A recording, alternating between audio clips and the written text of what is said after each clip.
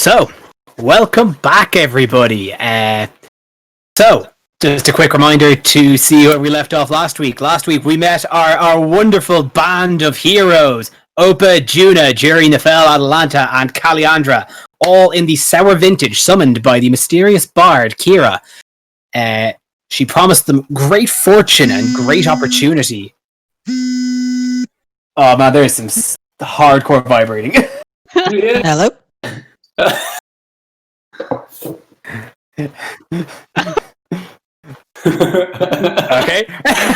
Okay. Fantastic. Eric knows what happened last week. So, we finally got to meet our band of heroes and met the mysterious bard Kira, who promised all of us great splendor and glory as possible heroes to the doom of Thylia. However, to prove yourselves as heroes of legend, she proclaimed that you must first defeat the great cursed boar that has been rampaging the heartland outside of Astoria. So, after spending a night getting to know each other in the tavern and with a little bit of R&R, drinking some chunky wine and insulting some morning dwarves, you finally set out with Kira and two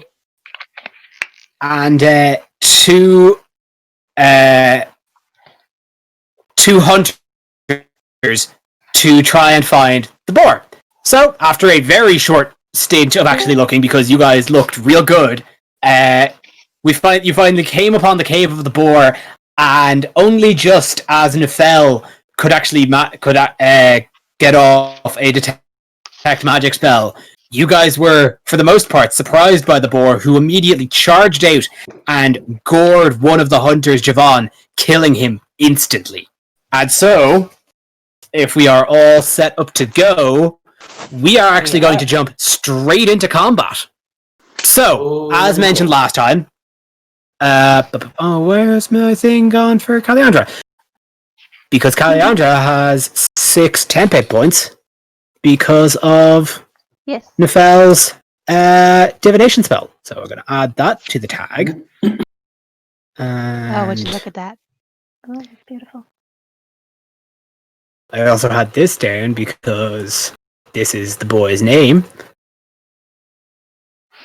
So you know he's on our side.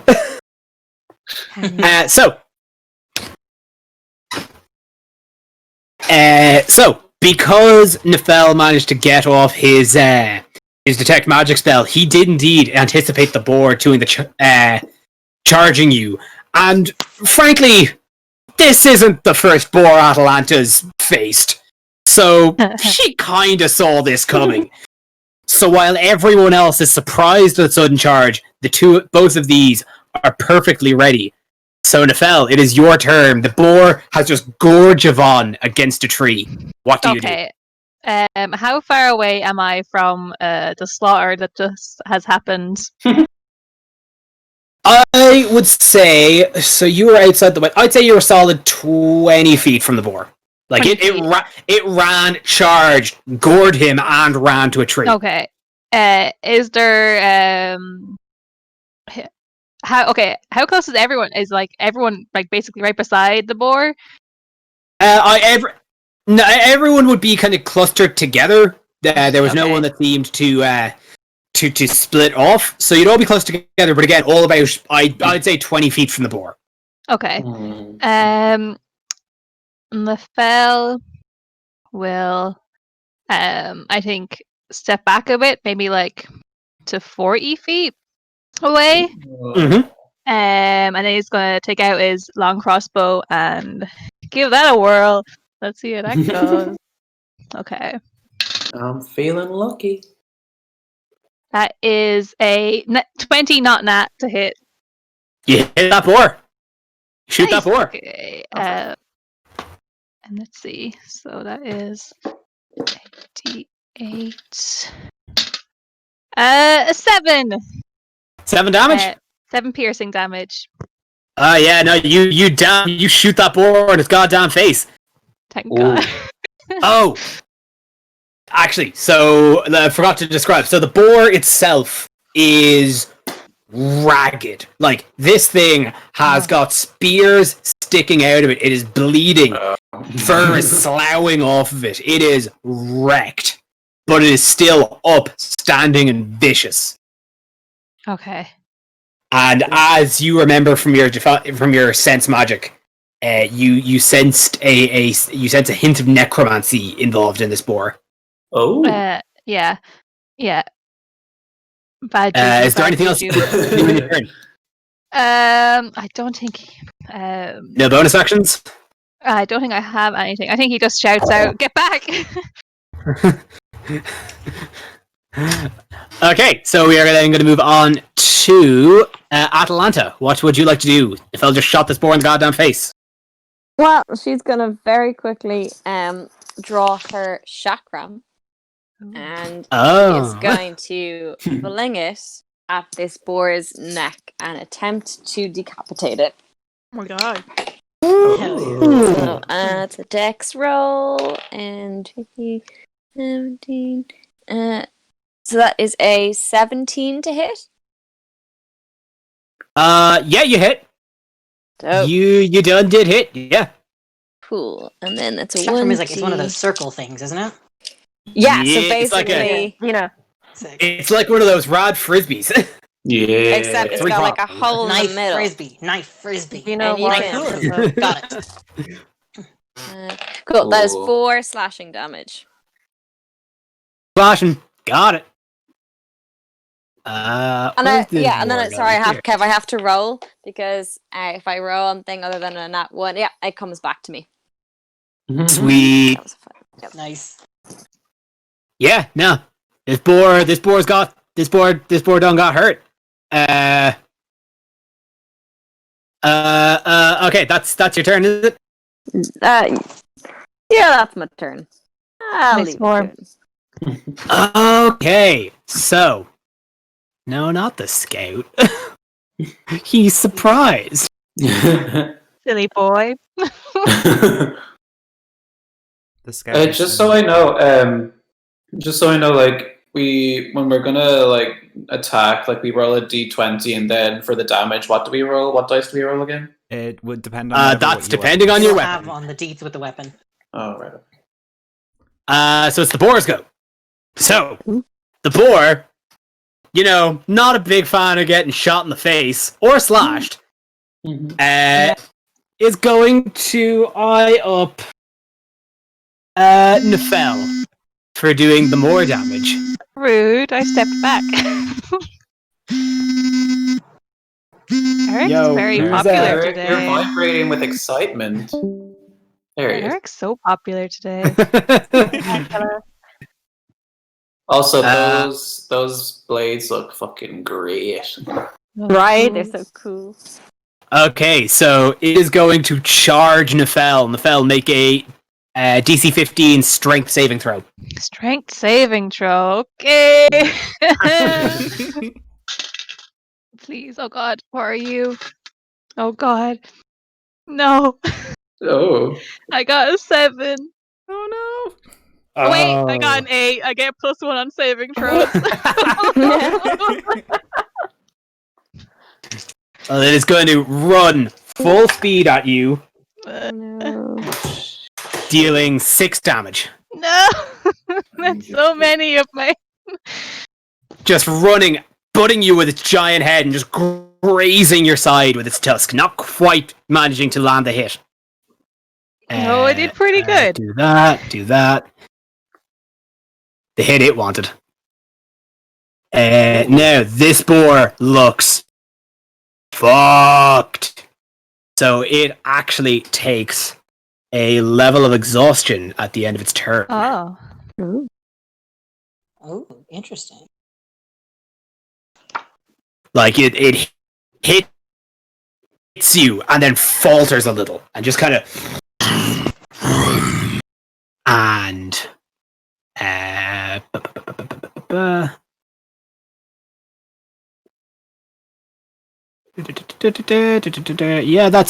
that is all it's going to do for now. So, Calyandra's still surprised. So it is now back to the top of initiative order, and it is now Opa's turn.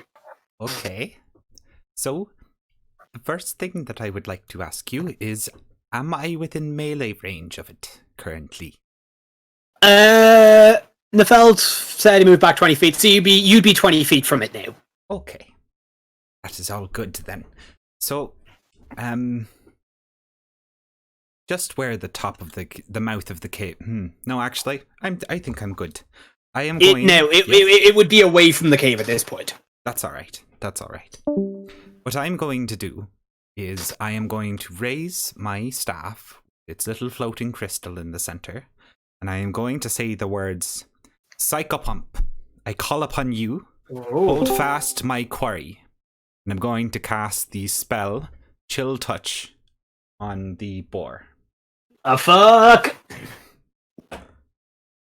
So that is an 11 plus 6 for 17 to hit. Oh, fuck yeah, that hits. Okay. 6. Like a Yu-Gi-Oh character, I'm going to read out what the Chill Touch does. So, what happens is that from sort of the ground, from the shadow that this beast casts, sort of like a cloaked skeletal figure sort of arises from the shadow and lays a hand upon the beast itself. And as the creature disappears, it takes a d8 of necrotic damage, which in this case is going to be 5 necrotic damage. And it now has the following conditions inflicted. It cannot regain hit points until the start of my next turn, which I don't think it's going to do.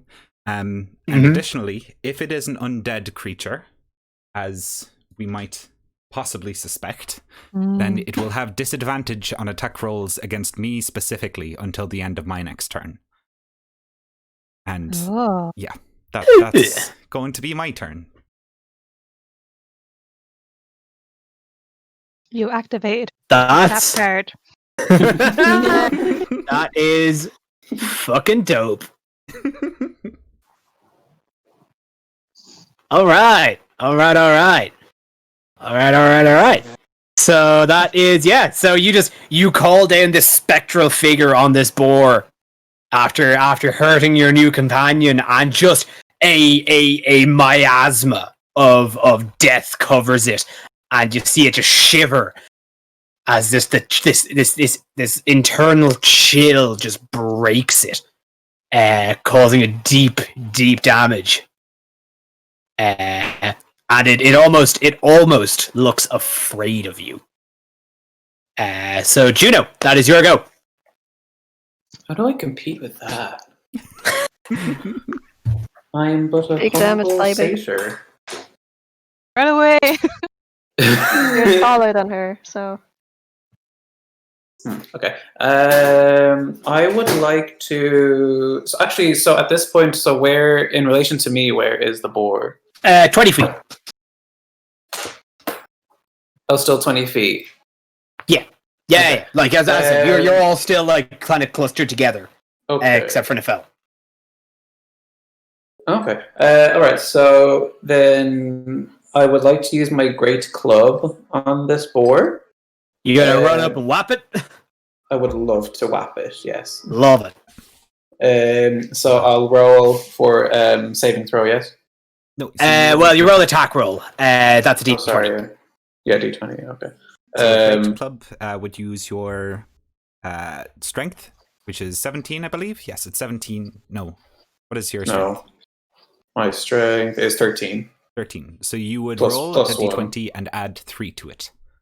Oh, add 3 to it. Awesome. Add 1. Sure. Oh, wait. To hit. Proficiency. Oh, proficiency bonus. Yeah, Oh yeah, so because you it's roll plus 1, +3. plus 2. Yeah. Yes. That makes okay. So I plus forgot 3. it. They'd be proficient with their weapon. So that's a Imagine. 14. 14 to hit. Yes. 14 to AC, you hit.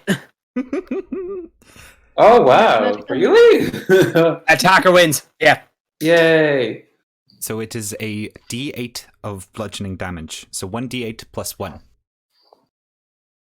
1d8. D8. Is that the two pyramids together one? That's the one. Yeah. Okay. That's a 6. 6 sandwich. Coming at you.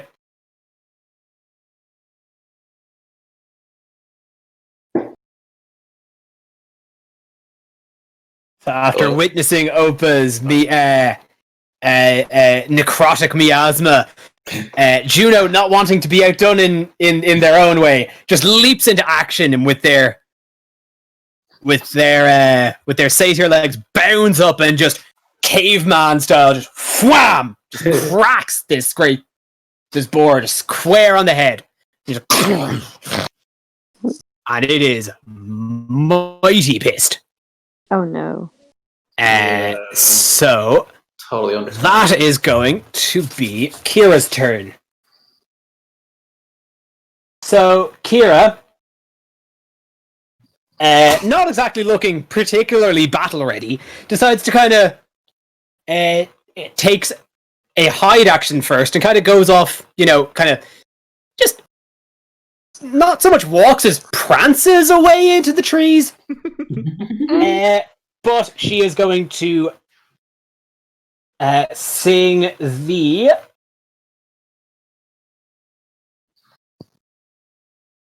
the Song of Perseverance. Ooh. To all what of you. boon does that give us all? Until the end of her next turn, all allies who hear a song do not die when they are reduced to 0. They make con saves with a DC of 5 plus the damage taken. On a success, the ally drops to 1 hit point instead. Oh, neat. Oh, thank God. So we'll roll that if you take damage equal to that.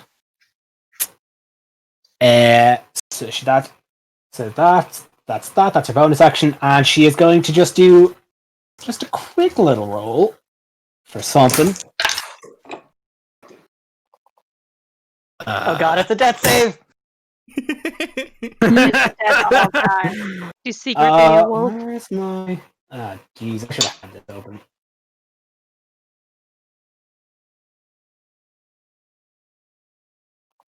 Did she lose her And, shoes as well? Nope. And after hearing this song, she just, from her arm, just pulls out a little flute and just... And... This is taking forever. What did I have? The suspense! 212.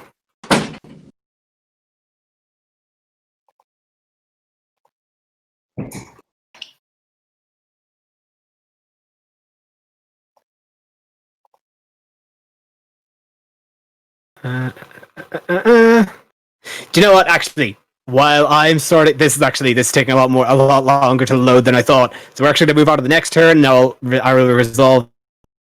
So the next turn then is Jury. Go. Who is? Yeah, Jury. Woo!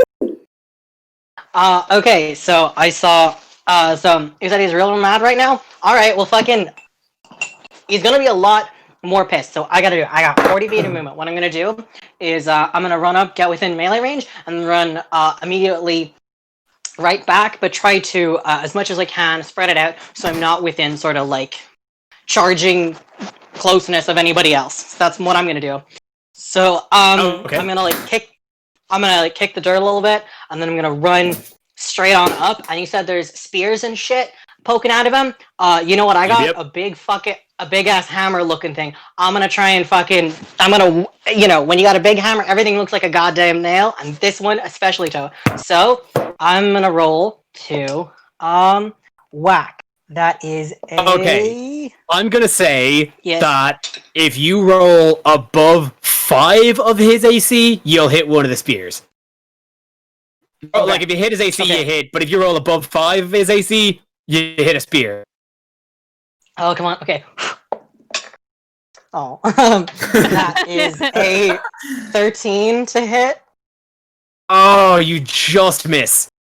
God, shit. So I think Like, I go you- and I try and you- give it a big whack, but I donk it. I just move one of them a little bit, but not enough to do anything. So I'm like, oh shit, and then I run back the other way. Yeah, you just bonk one of them. It moves a little bit. He looks uncomfortable, but it doesn't look like it hurt.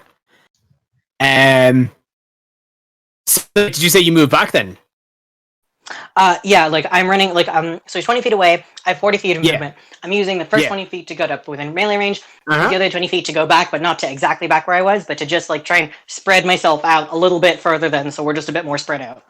So you're Because saying we you were all leave sort his, of bunched up are you- together. so just to make sure then, so you're leaving his range.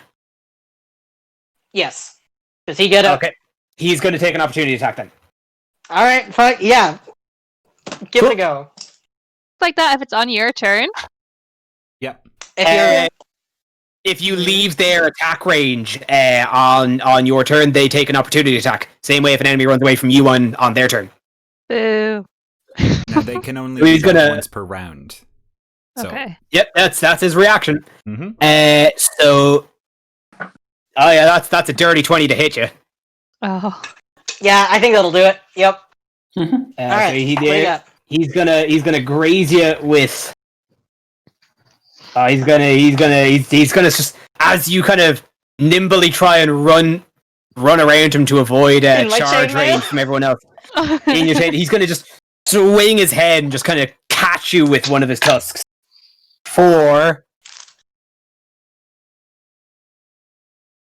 10 damage. Oh. How many temporary hit points do I get from Kira's yoke? You don't get temporary hit points. It's a save if you were going to 0. Okay, cool. He's on 1. Hi, Jerry. You can keep moving though. Don't worry about it. Even if you take an opportunity attack, you can still get out of range. So, sorry, now that I actually have it up, it's I'm just gonna resolve what Kira did on her turn. So after her song, she pulled out her flute, did a little doot on the flute, and casts Gust of Wind. So, a line of strong wind, 60 feet long and 10 feet wide, blasting you in a direction you choose for the spell's duration. Each creature that starts the turn in the line must succeed a sense saving throw, or be pushed 15 feet from you in a direction following the line. Any creature in that line must spend 2 feet of movement for every foot when moving closer to you. The gust disperses gas or vapor and extinguishes candles, torches, yada yada yada yada. As a bonus action, you on each of your turns before the spell ends, you can change the direction in which. Yeah. Okay, so it is actually So she is actually going to cast it at the boar, but that means that it'll hit. I'm going to roll a d4. Say if it hits, it's going to hit either Nefel or Jury as well. But I'm going to roll the d4. Why would you do that to us? Oh Or- no! Not Juno. Sorry, Juno or Nefel. Jury's outside of that. Fair. Jesus Christ. No damage. So that is. So yeah, it's gonna hit Juno and Nefel. So 2 of y'all make strength saving throws. Mm, That's a D20. Oh, yeah. yeah. That's a D20. Yeah. Yeah. Okay. Oh, okay, hold on. Saving. And you have. I got 18. No, not Nefel. I rolled to see if it was one or the other. It was okay. just Juno. Oh. Oh, just me. Wow. and, great. and the boar. Oh, okay. So that's Just a you plus one and for me. You and me, little fella. Oh So yeah, the boar you said, succeeds. you said strength saving, yes. Yep. So I plus 3 again. You have +1. Okay, You're so a just plus 1. paladin, So that's it. Yes, I am. Yeah, just +1. Okay, so that's a 19. Yeah, you save. So you on the board. So you just after hearing this little flute doodle, you just see this tremendous gust of wind hit you from the direction of Kira's hiding behind the tree, and just hits you with a thwack. But Okay. you, with your goat legs, you just stand your ground and endure this wind. But the Oh, bull thank also does. It digs its heels in and brushes his head about it, and you both stay exactly where you are. Okay. So that is Nefel's turn again. So the boar is still right beside Nefel, right? Yes. It hasn't moved. But it used its reaction already, so if I run away, I don't have to disengage. Yep. Cool. Yeah, Nefel's gonna do a wee runaway from. He can only move 25 feet at the moment because he forgot his wee shoes. So I think So he's gonna run over to Jury and cast. The choo-choo. Yeah, cure wounds. So yeah, I think he just runs up behind Jury as he's running away and like taps him on the shoulder and gives him, let's see, 1d8 plus my spell. Jury is very tense when when he sees Novell running over, because he's like, that squishy motherfucker is going to use me as a human shield. Tempting, very tempting. Well, if I heal you first and then use you as a shield, huh? So better for both of us. My spellcasting ability, is that the same as my my spell attack modifier? No, so it's your spellcasting ability as a cleric is your wisdom. So whatever your wisdom modifier is, which is for you is a +5. Yeah. So that is a 9 HP. Oh, hell yeah. Oh my god, thank you so much. Well, I do what I can. I truly hope And now I'm out of that level of magic. Oh, wait, that's... It's okay. I'll protect. Please do. I can't die Cool. like this. Not today. The fella's only got cantrips now. So, after dipping out after being thoroughly rocked by this boar and healing their newfound companion, Nefel has exited the fray of this battle for now. Just that he does step like slightly behind. Like not so much that's noticeable, but like not obvious, but like it is like a line of sight kind of thing. And now back to the fray of battle. It is Atalanta's turn. Gonna throw her chakram again, because that's her move. That's like her thing, you know? Danger. It looked so dope once, you gotta do it again. Yeah. That's 14 to hit. You hit him. Yeah, bitches. And that is... Oh, yes! 6 slashing damage. Hell yeah. Ooh. Are you adding any modifiers to that? No. What's your strength? Oh, shit, it's slashing damage. Oh, no, it's just 1d slashing damage. Yeah. So that's a dex weapon. What's your dex modifier? It's +2. Oh, no, you should be at... I was. Yeah. Sorry, I thought you meant to my to the damage die. No. You added to the damage as well. As well? Yeah, you add +2 to it. It's you add your dex and your proficiency to the attack roll, but you just add your dex to the damage. Yeah. Alright, well then that is 8 damage, and it was actually 6 damage last time. Oopsie. I'll make it 10 damage this time then. Cool. Oops. And then I'm just gonna see. Yeah, this bad boy's coming home. It Oh flies yeah. there. Oh you fucking you absolutely rock this boar. Like not to get done, you like kinda you reel back, fling it. And it just kinda it nicks a vein in its neck, and just like this black tarry blood just starts seeping out, and it's Oh no. It is looking hurt, gang. It's what she deserves. And now it is going to be Tanias' turn, who was thoroughly shook by watching the gruesome death of his twin brother. Finally managed to compose himself. Pulls out 2 short swords. And runs full speed at this boar. And is going to make 2 attacks at him. Oh yeah. 2-weapon fighting. Hell yeah. Yeah. One of them attacks. So he swipes, just missing, but he plunges it, the second sword, into the fleshy into the fleshy meat of the boar. Doing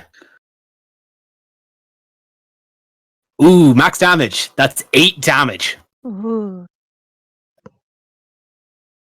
This hunter ain't fucking around.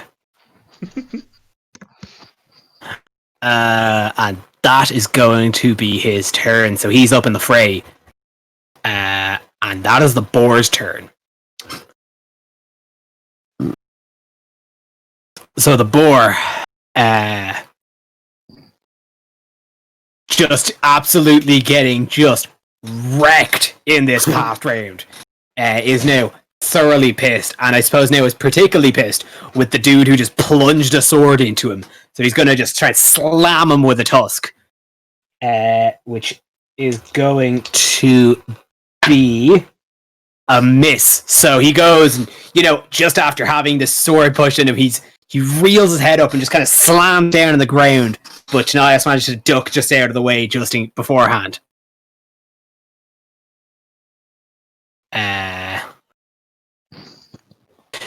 And that is going to be Caliandra's turn. Okay. I'm going to position myself between Juno and the boar. Juno's just up on the boar. Yes, I'm going to just circle around, staying 20 feet away, but just put Juno between me and the boar. Wait, what? Human shield. Do you mean Jury? Whoever's near it. No, Jury moved away. Yeah. So keep in line where, if the bull. Okay, yeah. Sorry. Yeah. Sorry. Yeah. I thought for some reason I thought you meant put yourself between. Yes, so did I. Oh god. Yeah. No. Okay. Yeah. No. I get you. Now. I get you. Yeah. No. Juno's the shield. Juno's a skinny little thing. You have a higher AC. You'll be fine. That's true. That's true. We are the tanks, my friends. Yeah, I am a person of the cloth. Yes, but we are the tanks, my friend. You best get used to it. I like you. Sorry. And then I like you. I'm not really saying this to you because I do not know your paladin yet. But if you had a Jiminy Cricket that was Jury, it would be like that. Jury. And then I am going to cast Dissonant Whispers. Oh shit! Yeah. Fuck yeah. Make a wisdom saving throw. Yeah. Oh, I can tell you one thing: boars ain't. It's wise. And does it not get a disadvantage on this because it's taken? Ability checks. Yeah. Wow. Go George Michael on this asshole. That's 12. Ability checks and saving throws That are is a two fail. different things. Just to remind. Okay. That was the first one I rolled anyway. So, Okay. 12. That's a fail. So that's fail. Okay. What this boar do? Alright. Takes 3d6 psychic damage and must use its reaction, if available, to move as far as its speed allows away from me. Let me get my dice. Can y'all hear me? Mm-hmm. Yeah. Yeah. I'm waiting for this damage to come in. 3d6. Okay, that's 6, 8, 9. 9 psychic damage. 9 damage. Ooh. Guys, this thing is looking hurt. We're all doing Bad. enough damage to Hurt. one hit kill each other. So sad. And then it has to move away from me if it can. Oh yeah. Up to what? Its speed? Unless it used its reaction this turn. Oh, it did. Oh, it did. Yeah. It's good. It doesn't move then. Okay. Okay, and then I am going to call out to Atalanta. Ooh. And just say, good at fighting, you swore! Kill this boar! That's beautiful. That's poetic. Yeah, right? Have a d6 inspiration die now. Me? Yes. Yes. Thank you. You're very welcome. So kill the boar. Kill the that'd be boar. Do We the know you roar. can. Do you? Yeah, after you, and I imagine you're snakes as well in some sort of parcel tongue Worms. scenario. Worms. Common mistake. Worms. Yep. Worms. Still, I'm still sticking with what I'm saying here. It's some sort of weird parcel tongue sort of situation. Yeah. Worm tongue. Speaks just worm tongue. Fuck. Yes. Speaks directly into the threats of death into this world, into this boar's mind, causing it to thrash and reel as it's damaged from the inside. Ooh. And just manages to resist the urge to run as far away as possible from you. So at the end of that round, it is going to take another level of exhaustion. Because this thing is looking Haggard. right and fucked. And that is going to be Opus' turn.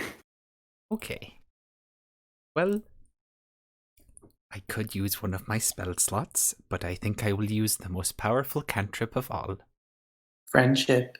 I'm going to go beat the shit out of it with my quarterstaff. Hell yeah. Nice. Love the quarterstaff. Love Do the it. quarterstaff. I So support. I flap my wings off and Ooh.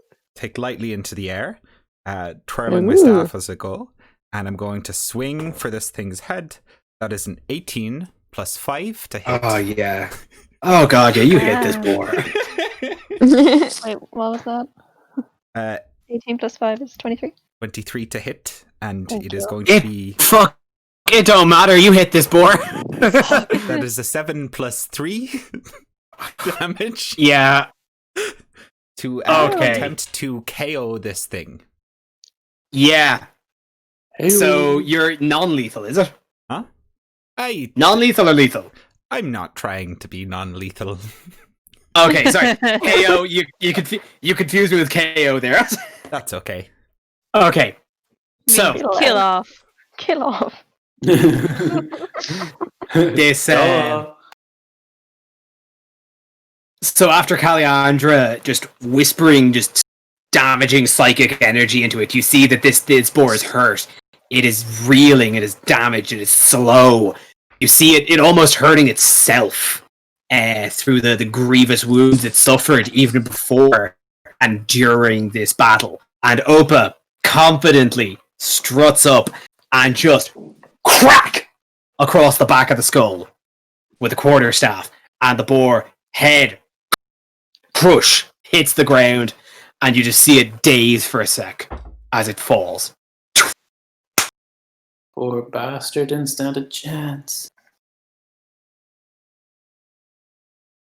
And although you notice it never seemed like it was breathing while it makes noise, it's definitely not breathing now. But as it lies on the ground, it looks up at all of you. And without opening its mouth, you hear directly into your mind.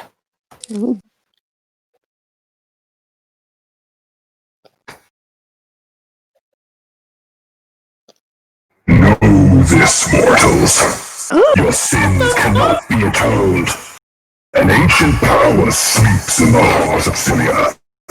And when it awakens, the age of Mitros will come to an end. Just as my broken body falls to ruin and decay, so too all mortal things will come to death and darkness. No prophecy will save you.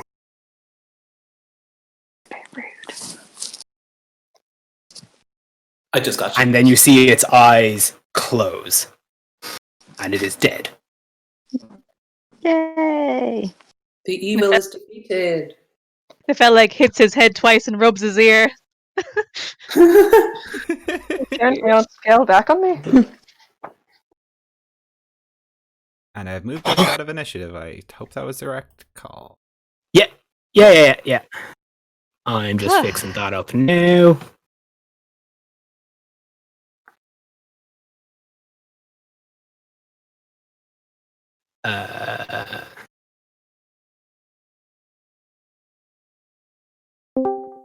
Okay. And so, as the boar closes its eyes and finishes, you're all tired and exhausted. Some of you grievously hurt. You don't have to name names.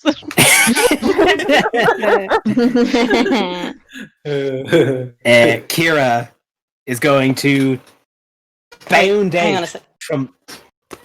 Oh. Before she comes back, do you mind if I just... We're out of initiative, Oh, sure, yeah? yeah, sure. Yeah. Oh, yeah, no, we're done. I'm gonna turn over to Nefel, and I'm gonna say... and I'm gonna put my hand on his shoulder. It's like, thank you, I really needed that. And I'm gonna cast Lay on Hands for the full 5. Oh, Oh, thank God. shit. Thank you. Thank you also.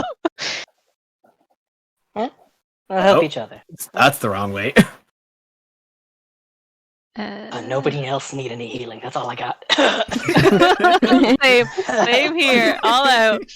That's everything you want to do, yeah? Yeah, I just wanted to have a tender moment while no one was looking. Yeah. No one look. No one look. So Kira's gonna bound out. Very peppily, frankly, from the side. It's like, oh my god! I can't believe you did it. This is so exciting, you guys. This is all, and especially you two, man. You guys absolutely nailed that boar. You hit it with the hammer. I saw you trying to go for the nail, and that was going to be awesome, you. man. We don't need to talk about that. Thank you. Oh, and Una felt like the way you did that. That was what your spells. That was awesome. Like, and you managed to track it. That was really cool. And in saying that, she gives you healing words. Oh, thank you. Thank you very much. You only had 1 hit point each, so yeah. So you guys are back up to full. Back. So it's just those all two the- then, is it? Just those two? None for You you? didn't get hurt. None for you, Glenn, fine. Juno? How's Juno doing, Ben? How's Juno's HP? 11. Yeah, you're at 12. Out of 11. You're at 12. It's just Funny. nice to be considered. Okay. Oh well, don't worry, hon. Considering you constantly. Whoa. With a What? sly wink. Now, of course, as promised, or did I promise it? I can't really remember. It's been such a long night, I offer you all compensation, of course, for slaying the boar. This is a mighty task. And she reaches into her quiver, which typically looks to be full of kind of scrolls and writings, and just kind of rummages around for a little bit. 6 arrowheads, completely solid gold. And hands Ooh. 1 Oh. to each. Well, I think it's just kind of a part of a nice ceremony. I think it's really kind of cool. But if you don't want them for aesthetic reasons, they are also worth about 25 gold each. Whoa. Thank you so much. If I Now. put them on a stick, can I use them as a real arrow? You know what? It'll work as a real arrow, but it is far more valuable than a normal would, with not as many of the Works. benefits. Nice, it works as a real arrow. Good to know. Now, with the slaying of great beasts, as you all probably know, it is obviously best to sacrifice it to that of the gods. Now, what with all the tension that's going on in the world nowadays, a lot of people are ordering for things to be sacrificed to the Order of Sidon to avoid storms, but I think that guy's... So I think it'd be best to sacrifice it this to is one of his the 5. monster. He will not get it as tribute. No. So, If I this leave was it to you. cursed by him, no, this is a fuck you killing. Respectfully. Exactly it is, my friend, exactly. So, I suppose I leave it up to you. Which of the 5 do you... Or, well, it doesn't even have to be the 5. You could You could offer it to his incestuous sister if you really wanted to go that route, or you could offer it to the land of Thylia itself, or even, well, I don't many people don't really worship them anymore, but there is Contaminated, the Many-Handed, the husband of of Thylia. You know, that's also an option. Or of course, there's any one of the 5. Oh, don't make me pick my favorite of the 5. They're all just love them all, you know. I would like to offer the head to the goddess Valos.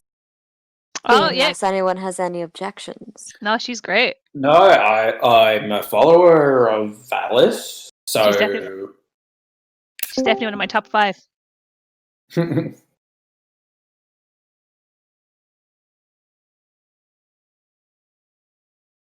praise Valis. Yeah, I agree with Valis. Yes, sure. If you don't agree, we can have that conversation. Like, while we're having this conversation, Atalanta is like, she just goes over and she uses her chakram to cut off the head of the boar. Well, I think the decision seems to have been. Could we possibly make it to Valis and her sister, perhaps? Oh no, you know the way the gods are. No, but they don't like sharing, so it would have to be to one. Well, Juno, you were more effective, so I defer to you. Leave this in your capable hands. I have no preference. Again, any of the 5 is great. Just any, yeah. Yes, Valis is acceptable to me. I just wanted to. I did not know they were so possessive.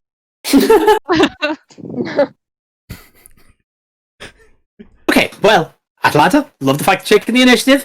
The head doesn't need to come off, funnily enough. It does for me. Oh. I've never been. That seems like a crazy place. So, let's all get a firewood. And she kind of prances off into the forest. And Tanias, who is just kind of standing, still very bloodied over the boar, eventually calms his breathing. Sheathes his sword, like, yes. Firewood. Just walks off in the other direction. Oh, where's the body of the other guy? Oh yeah. Oh, it is was in the pinned cave, up against as far one as of the I know. trees. Nope. Oh, Nope. it's Oh, up in the wait. tree. The pinned to the tree. You see no other bodies just yet. Can the fell go try and take his body down? Tanaya sees you. Like, he was walking kind of that direction, but not quite. Gonna probably do it later when people aren't looking. But as he sees you kind of moving towards it, he goes towards it. Like, please, no, I will care for my brother. Oh no, of course, yeah, no, sorry, I just didn't think he should be up there. No, he shouldn't. This is gruesome. I'm so sorry for your loss. It is the will of the gods. It is what we signed up for as hunters, especially knowing the danger of the mighty dread boar. And he goes and removes his brother from the tree and takes the body off into the forest. I'm gonna try and follow him and catch up to him while I see him going with the body. And I'm gonna stop in my cart first. I'm gonna grab my shovel, and as soon as I see her somewhere secluded, I should stop. It's like, beautiful sight for a burial. If you need the help, and I take like some incense out of my pocket. It's like, if you want to do a ceremony now. Give me a persuasion check with advantage. Okay.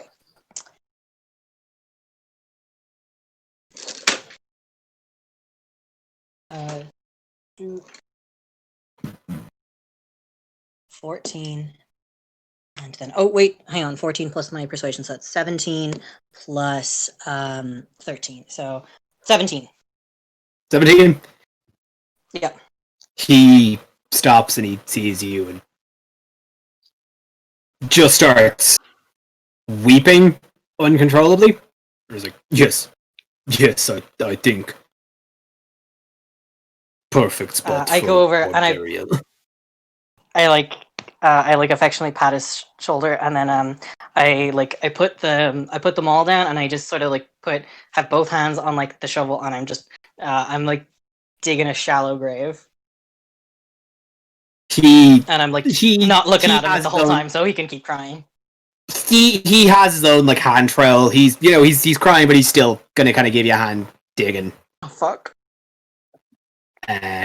So you lay the body down, you lay it to rest, you perform the ceremony, and he thank you, kind sword jury. You are of you have a great respect from me and my family. I must return home right now. And he starts making his way just out of the forest. And I just before he's like, hey, and no Titan, no tyrant, no anything can take away the things he has already done. No, the Titans did not stop him, and they can never take what he has given. And then I walk back to camp, and I remember to take my shovel back. Anyway, you're not getting me there, Kev. It's okay. You're not in a fell. It's fine. I would like. Yeah. So while this is happening, to cast as a ritual detect magic, and I'm going to go and scope out the cave to see if there is anything else of note in there, while the others are dealing with the sacrificing and the digging of the graves. There is nothing. Like, the only magic you're getting is the remaining just hint of the necromancy that was around the boar.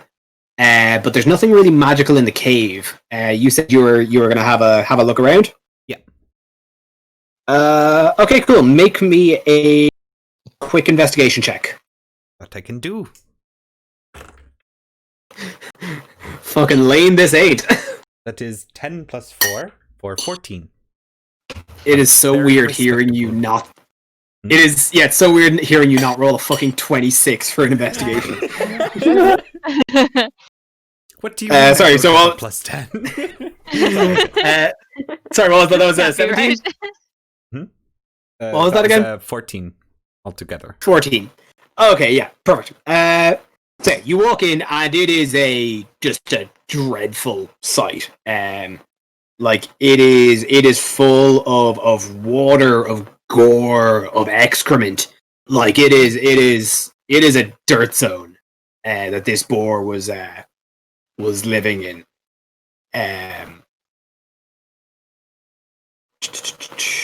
And like among just the rotten carcasses of animals that the boar had brought to feed on, you do find a number of more humanoid bodies.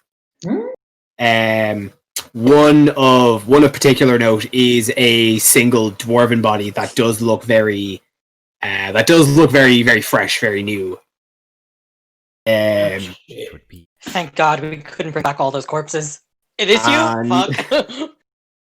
Like a lot of the other corpses are rotten down to the point of like skeletal and like decrepitness, but this is like the dwarven one is still quite noticeably just a cold body. That would be just spread out. Yeah, spread out among us as well. Like they're like the contents of their pockets are kind of like fallen and strewn out, and between them, and just kind of scattered around the cave as well, you find 25 gold and 37 silver. 25 GP and 37 silver. Okay. Yep. And you also find in the hand of one of them a silvered spear. Silvered spear. Okay. I'm going to pocket all of that for the moment, and I'm going to take this dwarven body, as I believe when we were in the Sour Vintage, that one of the people there had said that his brother had been killed or his teammate had been killed, and I believe that this is the body. Speaking of. So I'm going to take that with us. Good memory up. Do you know? So you're give me a quick strength check for carrying this guy. Oh, I can do that. That is a 5 plus 3, 8. Oh. Over fucking yoked. Like this is a full grown like dwarf hunter. So he was a very very muscular individual and very broad, stout. So he is quite weighty. So you just you could drag him at an effort, but you just can't seem to quite get a handle on him to get him out. I'll get him as far as I can, and then I will see if anybody looks like they're loitering outside, and I will go and get them to give me a hand to bring it back to. Okay. Well, I suppose then while Jerry is burying Javon and while Opa's investigating the cave, what's everyone else doing while Kira's looking for wood? I'm gonna go talk to Nefel. I think I'm gonna go over to Jury. No reason. Okay, then we'll cut to Caliandra and Nefel.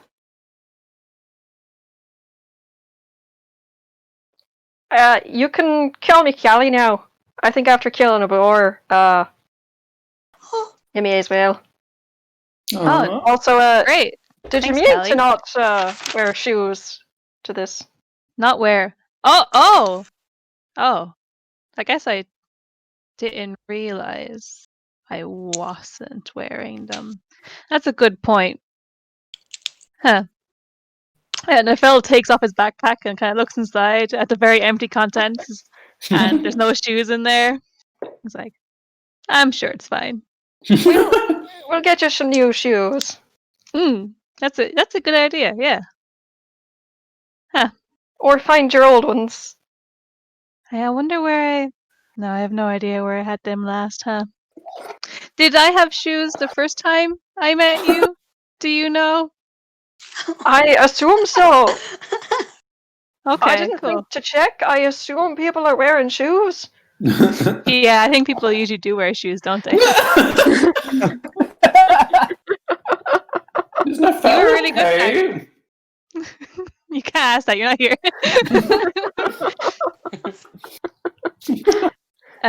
You were really good out there. I saw you with the... I don't quite understand what you did, but it seemed to have an effect on it. You just scare people. It's fine. The worms, they whisper and things run away. I can't Suppose you don't have imagine. worms. I don't have... That might be... Yeah, maybe I'd understand better if I had worms. Although yeah, that makes sense. They're Suppose cool. there's one benefit to the worms. Yeah, no. I mean, I'm sure there's loads of benefits to them. I don't have any, but I'm like they seem cool. I kind of like. I would ask where you got them, but I am remembering that you did not like that question next time. But like, if I wanted some worms, would that be? No, I'd probably lose them. Like I lost my shoes. Actually, no, it's not a good idea. Maybe you should keep the worms. Well, they are attached to my head. Oh but yeah. If they ever come off, I'll be sure to ask if one of them would like to go with you instead. That's very thoughtful. Thank you so much. One of the worms, looks at the fellas like. The But another worm looks worm. But another worm looks at the fellas like. I'm sure they'll warm up to you. Yeah, I haven't really made. Yeah. Warm up to you. Fuck. I haven't had any worm friends before. I think I'd like that. I haven't counted how many are on me head, but Oh, I could try. you count away. Count. Yeah. I know, definitely know how to do that. One. Oh, God. They kind of move a little bit, don't they? When you're there's at least 5 up there. Is what I'm gonna say. Yeah, I'd agree with that. Oh, cool, yeah. Nafel now looks up at the stars wistfully, thinking he's had a very deep conversation. Isn't it morning? Is it morning? It's morning. Oh, he looks it's back pretty. down. It's real early. He looks back down and that's it. Okay, awesome. So with that, we'll pivot just a little bit into the forest to Juno going to find Jury. Okay, so are they coming in before or after? They're coming. They just I think they'd have just found you just after Tanias leaves. So like you just be walking away from the grave. Okay, cool. So like, there's no like, I'm a little like a pile of incense. It doesn't look like I went into the woods to vape or anything. No, I'll say that you were kind of starting to make your way back. You might smell a little bit of incense. Don't worry about it. Hell yeah. Okay. Oh, Tanias is gone. If you were looking, I do not think he wants to be followed anymore. Oh no, yeah, I was gonna say if you needed help digging the grave. Headed, no, I think Tanias and I we already held a small ceremony. Poor guy. I was about to ask how you knew I was digging the grave, but then I remembered I'm holding the shovel. Yeah, it seems pretty obvious. What else will you be doing with a shovel in the forest here? May I ask why you feel so strongly for Valis? Well, I'm a follower of Valis. I have been ever since I was a young kid. Woman.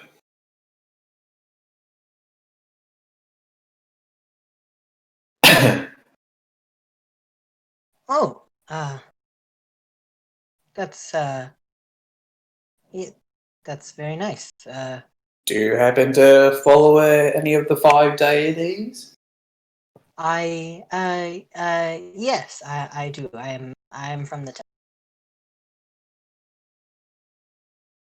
From the what? Sorry, you cut out there. yes, I am.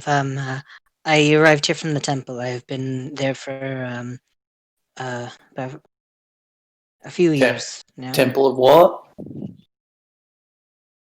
One of the temples of the 5. Oh, very nice. Yes. Yes. Are you? We don't need to go. Sorry, what? We don't need to go into. I think he's sort of saying just as soon as. Oh, we don't need to go into it. You're like, are you also? He's sort of like now. Then he's like, yes, I am a follower of Kira actually. So, we are a little similar. If you take away a few ideological differences.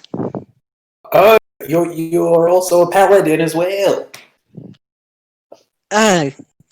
Yes, I hope to be. I'm doing my best. I too am a paladin. Oh, that's fantastic. What's the voice in my head? We are paladin pals from henceforth. What? Yeah. What is your calling? What do you? My what? What is your calling? What do you with Valis? What are you hoping to do with her?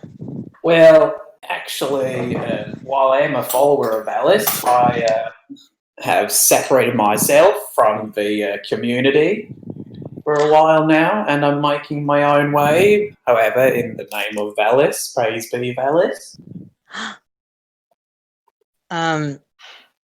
Can there were I? just some things going on that I just didn't agree with, so Can I do an insight check on you, really quick?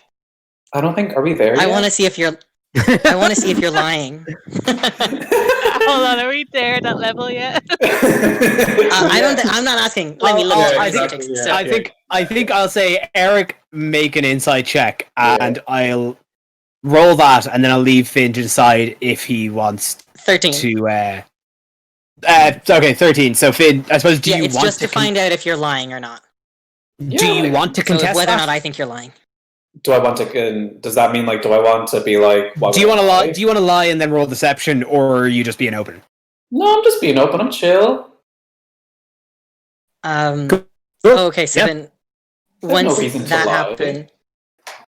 Okay, so I'm looking at you like a little crooked for a second to make sure, and I'm checking to see like if I think you're lying. But your vibes, homie, your vibes seem spot the fuck on to me. So I go over and I put my hand on your shoulder and I'm like, this is I'm shocked. This is has happened to me. There's a lot of contradictions within the temple, and especially a lot of the bureaucracy gets bogged down with the things that really. This is it really is meant to be. We have to talk later about these things. Perhaps. Sure. I don't know if you have incense in your pocket also, but if not, you can share some of mine, and we could later this evening. We should, of course, to Valis. We will do this sacrifice, but perhaps later we can do a prayer or ritual to her to Kira, her sister, also. I like this. We have a lot to talk about. Sounds good, mate. We can do it over a nice tinny. No beans for me, thank you. But for now, we can walk back together. Yes, let's walk. Maybe something a little more expensive than beans, considering the day. Maybe. You know what, mate? I'm right there with you. And I just Awesome. put my arm on his shoulder. I'm just walking merrily back. Can you reach, homie? Oh right, yeah. I forgot you're fucking huge. His elbow. Yeah, his elbow. Like, you just kind of do like a little goat jump and just kind of pat him. Yeah. I'll link arms with you, if you will, with me as we walk back. I dig you. You guys start walking back to the cave. So while everyone's doing this, while Opa's searching the cave, and while Callie and Nefel are having a powwow, and while Jerry and Juno are being mates, what's Atalanta doing? So she has successfully severed the head of the boar from its body. Hell yeah! She's so hot. She's kind of kneeling on one knee at the head of the boar, and she takes her chakram, and she pulls a small like brown cloth from like one of her pockets, and just like cleans the blood off of it and like puts it back, and she looks around to see who else is there, and is there anyone else in the immediate vicinity? Yeah, Callie and Nefel are chatting kind of nearby, and I think at this point it was a big boar. It took you a while to get through the spine. You start to see two wings just kind of start poking out of the cave, kind of hauling something out. Yeah, so she goes over to Opa as she's curious, but before she leaves, she like gives a soft like kick to the boar's head and then just like walks away. Yeah. Oh. Do you need any help there? With whatever you're doing? My memory might be failing me, but unless I'm mistaken... Hold on. This is a heavy man. Oh, sorry. Do you remember last night when we were approached by that dwarf who had been part of a hunting party who had came here beforehand?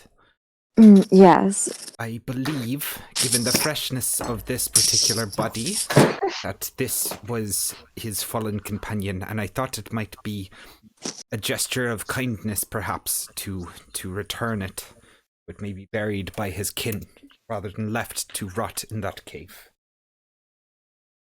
Unfortunately, he is rather heavy, so I would very much appreciate an extra pair of hands if you would be so kind. Of course. You are very honorable, I think. She helps Opa start to drag it. Oh yeah. No, together you both can manage. Atalanta's fucking swole, you got this. Oh yeah, she has true. She has swole. Where would you like to bring this corpse? Have you a place in mind, or? I figure that there might be room on our companion's cart. Okay. Let's bring it over there.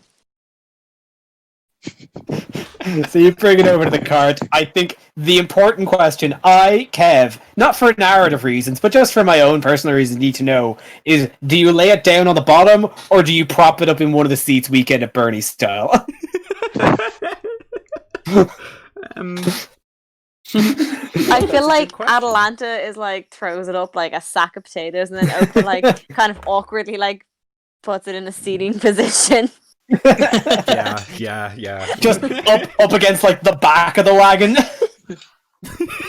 I do want it noted that as Atalanta's helping Opa heave this corpse that kind of smells onto a cart, she does consider whether they should ask permission to use the cart, and then is nah. Fine. Jury ain't here yet. Yeah. Better to ask. She care. And I'm going to use my second revealed cantrip, Prestidigitation, because I have a one-track mind, to mask the smell, to change the smell of this corpse to something flowery and pleasant, so Hell yeah. I don't smell like corpse the whole time. Yeah. Thank you very kindly for that, Atalanta. Of course. What you do is an honorable thing. Well, if superfluous. Briefly on that, there were a couple pieces of there were a couple things left in that cave that I don't believe its inhabitant nor former inhabitants would have much use of. And I'm going to hand to you 4 gold pieces, 4 silver pieces, and I'm going to take out the silver spear and just sort of hold it up and be like, I don't think I can quite use this myself, and I do prefer to use my staff if I should need to get into a brawl. So if you would have any particular use for this, it is yours. Oh, thank you. You're very kind. Are you sure you don't want this? I mean, is it not the common way for the looter to keep the loot? I suppose it is, but I don't tend to take very many things with me that I have no use for. I can at all avoid it. Well, thank you very much. This is greatly appreciated. Awesome. So yeah, you now have a silver tipped spear. So if you want to make a note of it, a spear, it's a simple melee weapon, just to make sure you're proficient in it. That does a d6 of piercing damage. And it's a throw. Oh, is it a d8 two-handed? Yep, it's versatile. Oh, okay. I thought versatile was you could use dex. No, that's finesse. Getting me mixed up. I see. So yeah, it's versatile with a d8, so if you use two-handed, d8, and it's also thrown for a d6, and the range is 20 to 60. Thank you. So you now have a spear. Congrats! Yay. So a gold arrowhead and a silver spear. That's pretty cool. That's pretty cool day's work. That's some fucking bling.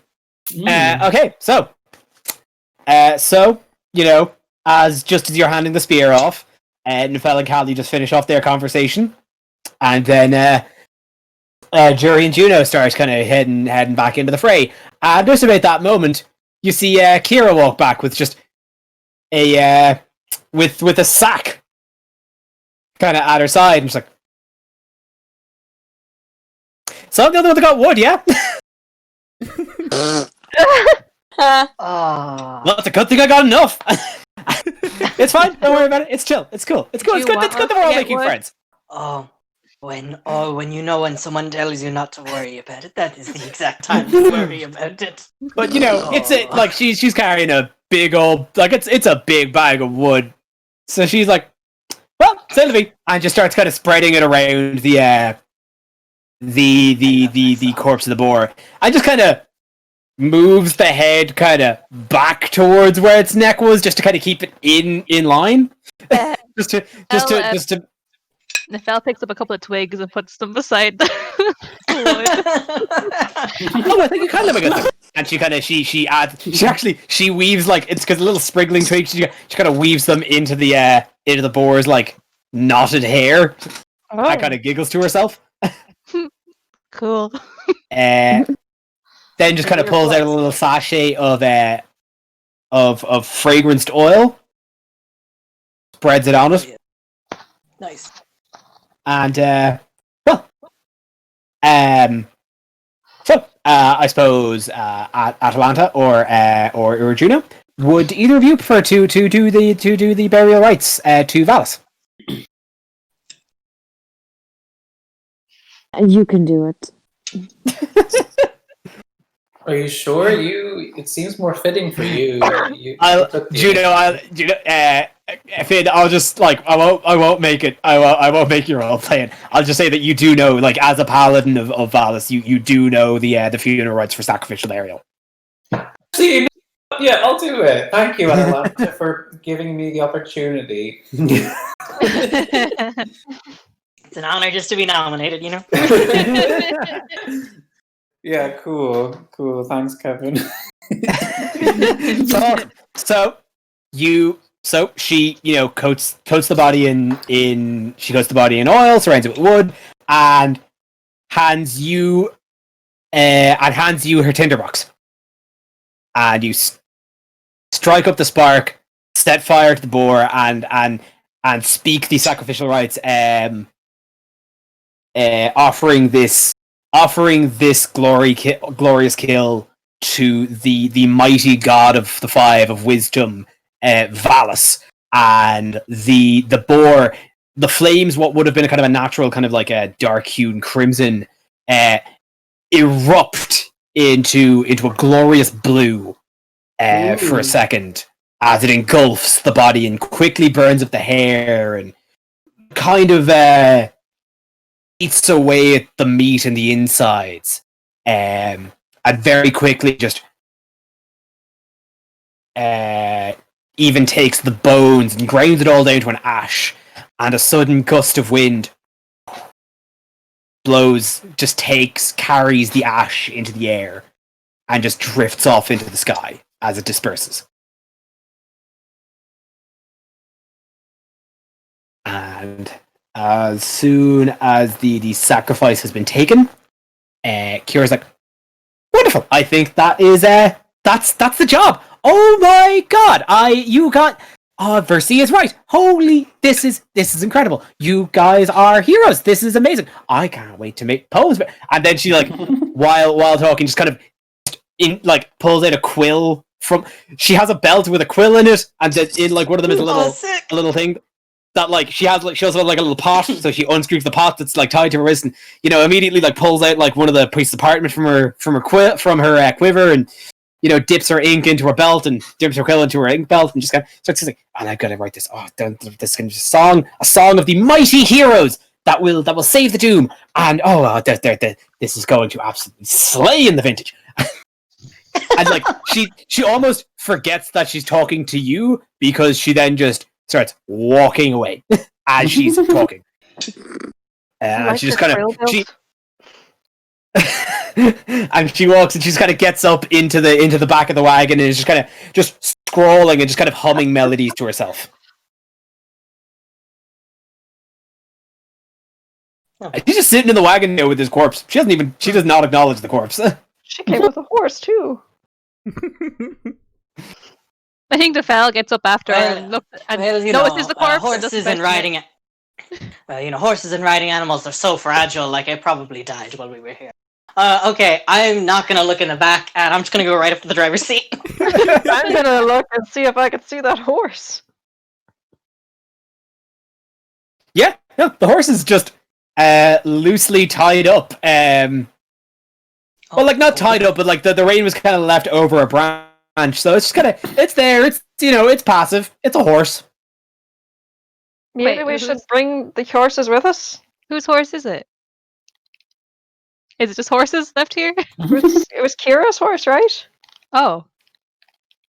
As you guys are like over at the horse, discussing it, Kira, like again, without missing a beat, kind of almost in rhythm with her humming, like,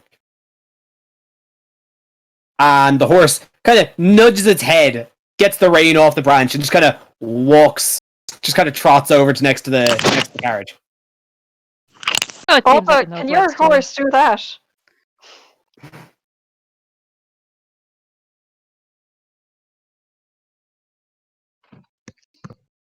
Alpha, Connor? Yeah, sorry. can your horse do that? Do which? Sorry.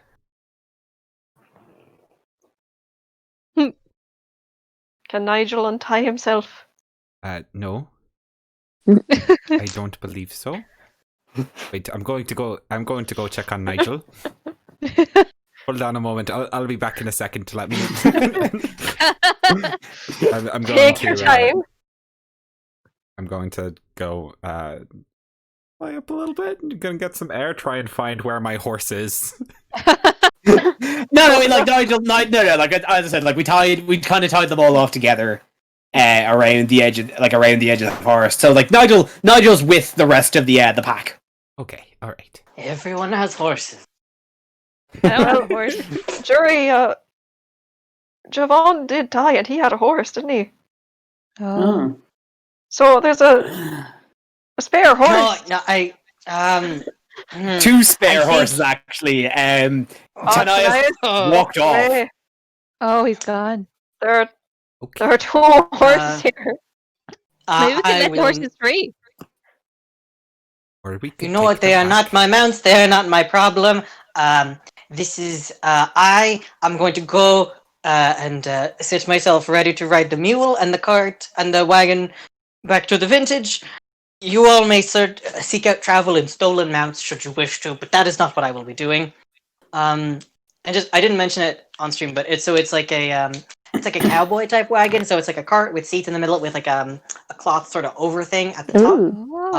There is there's like a roof kind of thing, it's just like a canvas thing, and there is space for someone else at the driver's seat, like there's space for someone shotgun, but my prayer book goes there. So just if any of you are trying to get it right, that's where Jesus sits. So I'm getting ready to clock on out of here whenever everybody's aboard. That just reminds me of like Skinner's mom being no, that seems like coin purse. While Opa and Callie are kind of discussing the you're all like this is like again like this is a very kind of enclosed area where like the horse is tied up, like you're all kind of close together. Like you're hearing Kira kind of like utter kind of melodies to herself, and then the heroes at the and then like without kind of missing a beat in the melody, she's like, and if you ride the horses, we take them back to the vintage, and just kind of like it's basically telling you that like in her song that they like to take them after we just kind of bring them back to the vintage, we'll get them set back to Tanias. And then again, just kind of flows right back into kind of humming to herself. She's a bit of a wild one, isn't she? I like her. Okay, so we shall take them with us. Yeah. Okay, so you guys are heading back? Yeah. Okie dokie. So you head back out. um, back out through the forest again, kind of passing by the landscapes of destruction and chaos wrought by the boar.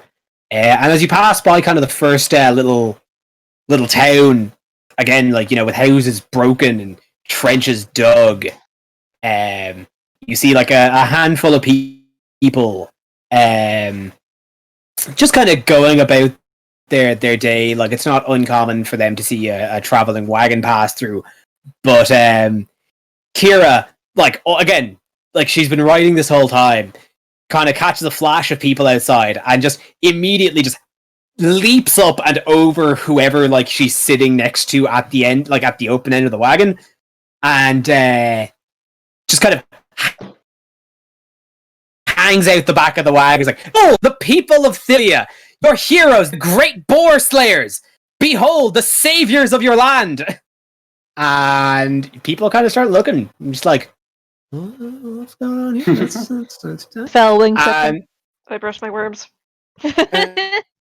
Pulls like this kind of blue cloth out of her bag and wraps it around her face to try and hide her identity. Again, I think it's fair to know because that this is a canvassed wagon, so people are just seeing this woman hanging at the back of a wagon, but then looking into a shady wagon with a bunch of cloaked figures. People. When you first meet Aragorn in Lord of the Rings and he's sitting in the corner smoking his pipe, that's pretty much Atalanta's vibe right now. Hell yeah. And then Kira just kind of proceeds to just kind of keep hanging out the back and just kind of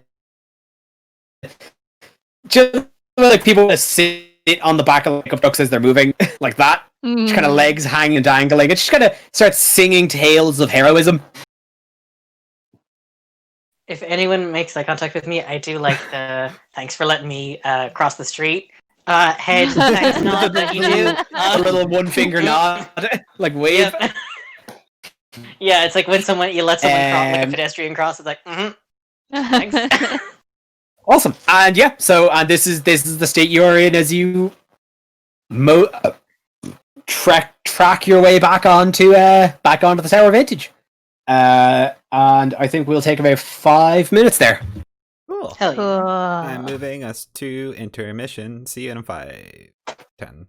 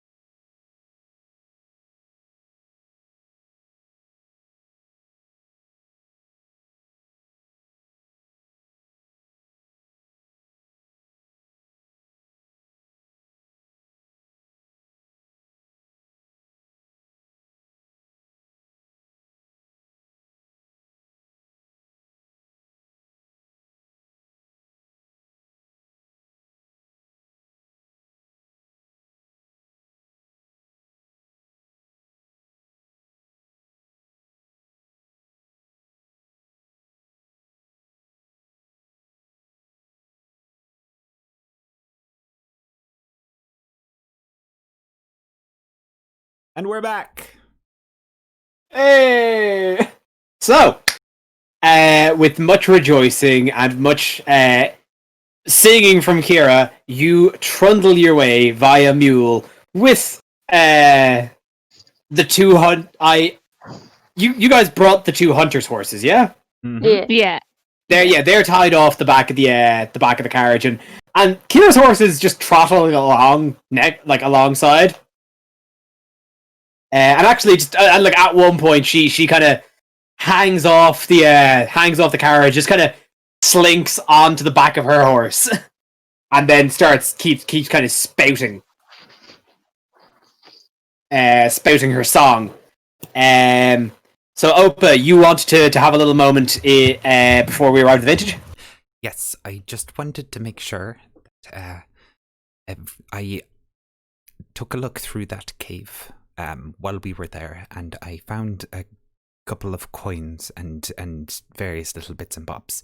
So to each of ye, I have got 4 gold pieces and 4 silver pieces to gift ye. And I'm going to give that to the party members. Oh no, I only use 9. No, it's Although maybe it is. It's a little reward. It's so you can spend it on goods and services perhaps later. Oh, but what will I? You can get some new shoes. Yes. Shoes! Oh, Yeah. great! Yes. Thank you so much. So thoughtful. We were wearing shoes last night. What became of them? Was I? I'm fairly certain. Huh. Let me just check my notes from last night. Oh, that would be really helpful if you took note of that. Yes. Yes. I'm yes, you sure were. they're You around were. here somewhere. I was? Okay. I'm sure they'll turn up. I wouldn't worry about it. Anyway, to all of you, here's a couple little bit of coin for your hard work. So it was 4 gold and 4 silver pieces. Jeez, mate.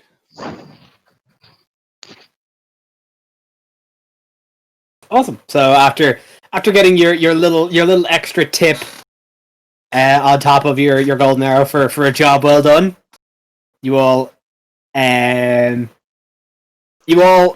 up on the back again on the sour vintage.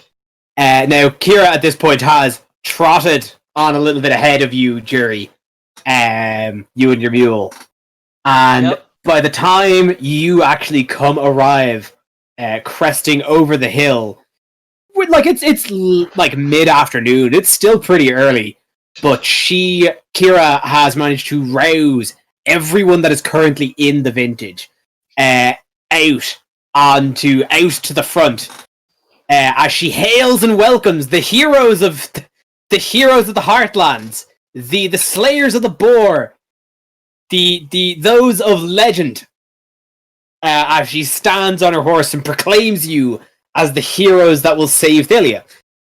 As you come down, and there's a crowd of people kind of murmuring and talking, and just kind of, oh, really? That they killed the boar? That's incredible. How did they do that? And all this kind of thing, very, very kind of positive murmuring. And she's like, and now we will feast. And you see, could I get a perception check off of some of you, those of you who want? Yeah, I'll take a wee look. Yeah, sure. I'm already looking out anyway. I'll do it, but I have shitty perception, so I'm all on board for this. Oh, That's a 14.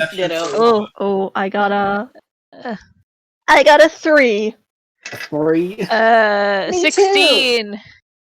I got I a got- 14. I got a Low 16. 12, 13, 14. I got an 11. That's a 17 from me. Hell yeah, Atlanta. Get it. All of you that rolled over a 10 notice the staff, the two staff there, Adrian and Itala, just look like real worried, like, oh fuck, do we have enough for a fucking feast? Oh no. But their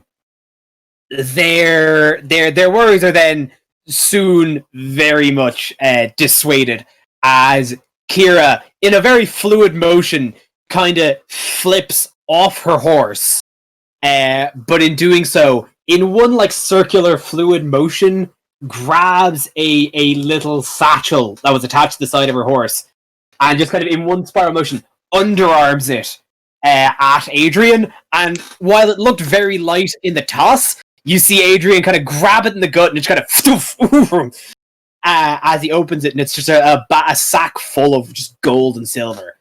And she's like, "Please, down to the market and gather us as much provisions as you can. We have to have a whole night of feasting, for this is a glorious celebration." And you see Adrian's like, "Oh, just looking at the most money he has ever seen in his life. But Itala just kind of just elbows him and is like, "Go on, lad. The lady said feast. Go get the carriage and go to the shops." So ales it! As Itala kind of welcomes everyone back into the bar, she starts kind of pouring caskets. "Ales on Kira, it seems." And everyone's like, now, again, going from kind of positive murmurings to hearty cheerings as Kira leads this revel back into the vintage. My. Hell yeah. And y'all are just sitting outside. I'm running back in. Hell yeah. What? Jerry follows? Oh, hell yeah. Running right back in that bar. Jerry hops up, like, just leaves the mule and carriage just exactly where it is, just fucking beer. You're on your own tonight, friend. I just hot foots it into the bar. What about your mule? Jerry ain't here no more. I can't hear you, Ardian. Kneel up. Make sure that it is fed and loved. You're in the back. You know I got a bag of feed in the back. Yeah, there's a fresh bag of oats. So you go and tie it up at the side, with the other two horses. And again, like, Kira's horse, she rode her horse into the tavern. Oh hell yeah! So there's now a horse in that bar. Oh my god. There's a horse inside. Revolutionary. Better than Honda Civic. I glance around outside for the fell's shoes. Oh. Give me an investigation check. Investigation. I'm better at those. 10. Nah, no shoes. I shrug. You find you find the remnants of what was the washed away puke stain from the dwarf last night, but no shoes. R.I.P. R.I.P. They are dead. So do you all head in then? Yeah. What time is it? Oh, like 1 o'clock in the afternoon. Oh damn. Well, yeah. I guess we're inside then. Like it is early. It is now. It has very quickly become a day drinking session. It's not even nearly night time. Yeah. Is there anything anyone else wants to do before they head in? Yeah, like. And Landa's gonna turn to Opa and be like, "What do you want to do with this corpse? I presume you don't want to leave it in the cart?" That is true. I think I will go and see about finding that young man from last night and let him know that I have found his fallen brother. So for the moment, I will leave the corpse in the cart, just until I can get my hands on him. Well, why don't I stand here and make sure nobody messes with it? Okay. I would hate to see it desecrated. That is really very kind of you, Atalanta. Thank you. Yeah, she's like sits up on the cart with her hand on like the hilt of her sword, just like keeping watch. Stoic. Yeah. No. Again, middle of the day. Everyone that was around the bar is now in the bar. So there is no one. Yeah, And, she's like, okay with that. While you're waiting outside, like, so everyone else heads in, and while you're waiting outside, you just notice anyone like the ruckus in the bar becomes momentous. So anyone that actually is like passing by, looking like kind of a traveler, kind of passing by, just kind of cocks their head and just kind of heads in, and they do not come back out. Oh no. So the rest of you gather back into the bar, where you already see a very excited jury just kind of standing at the bar, just I'm gonna make the assumption here, Eric. 2 tankards. No. No. Okay. I'm looking for shots. Oh yeah. Oh, there is already Shots and as many shot glasses as you have. Everybody. Yeah. Oh, like they have gotten to the point where like there is a row of shot glasses on the bar, to the point where they ran, like, there's a line of shot glasses. They ran out of shot glasses, started using like the whiskey glasses and tumblers of shot glasses. Oh my god! And it's even gotten to the point where you can see Itala just like empty, just like unscrewing the salt shakers, emptying them and putting them out of shot glasses. And then it is just the whole like, and then it is just like upending the bottle over this line of, she doesn't even know, like, she's not looking at what she's pouring. She is just pouring everything she has into any open receptacle. She like schnapps to start, and then we move on to harder later. Yes. Oh, you are gonna need to do an investigation check to find out what's what. Because like that a sniffy check? Is that a sniffy check? That is a sniff check. Like, I'm gonna get advantage of my keen snout. Alright. There is so many glasses of so many spirits just sitting on this bar, and it is dark in here. Like, it's dark and candlelit, so the colors are like very hard to point out as well. So you have to do this by smell. There's a muddled smell. Ooh, okay. That is an 11 with my keen snout advantage. 11. I was making this a DC 10. I wasn't making this too hard. Oh, thank God. I've smelled this before. You get that snout on over the bar, and you just kind of sniff over all the little glasses, and until you find one of them that is a freshly poured peach schnapps. And I have to, because the glasses are so little, I'm really worried about breaking them, so I'm not gonna lift them up. Instead, I'm bringing my face down, and I'm gonna use I'm gonna lap it up, like, you know how animals do with where their tongue makes like a well. Yeah, that's what I'm doing, because I'm too worried to pick up the glass. I thought for a sec you were gonna say that you like grabbed it with your lips and then upended your head. Oh no, I'd swallow it. For sure. Anyway, I'm lapping it. Yeah, you just start licking these glasses up, and you see some like there's a couple of humans and elves around you as well, and they just like everyone's having a good mood, and they just kind of like you see a couple of them just like putting shots, and they see you just start like just lapping and licking the shots up, where they just kind of look like, well, I just put their faces down and started licking and lapping shots up as well. It's like, well, if it's good enough for a hero, I guess. See a hero, be a hero. You're right. I think the fella walks in, sees everyone else doing this, and then also joins in just to fit in, Yeah, hero sit down, just starts, licking on whatever shots are there. Anything else anyone in particular wants to do? I see an empty stage. It's mine. Oh yeah, hit me with that performance check, and actually with advantage. Ooh. Ooh, that was a nice sound. Yeah. Oh, yeah, the ASMR is coming. That is a 23. 23? Whoa. Okay, here's the thing. So you're up on that stage. You nail it. You pull out the. Which of your instruments do you pull out? My bazooki. Your bazooki. You start twanging on that thing in a real kind of hearty, upbeat, kind of folky beat, and really kind of get things going.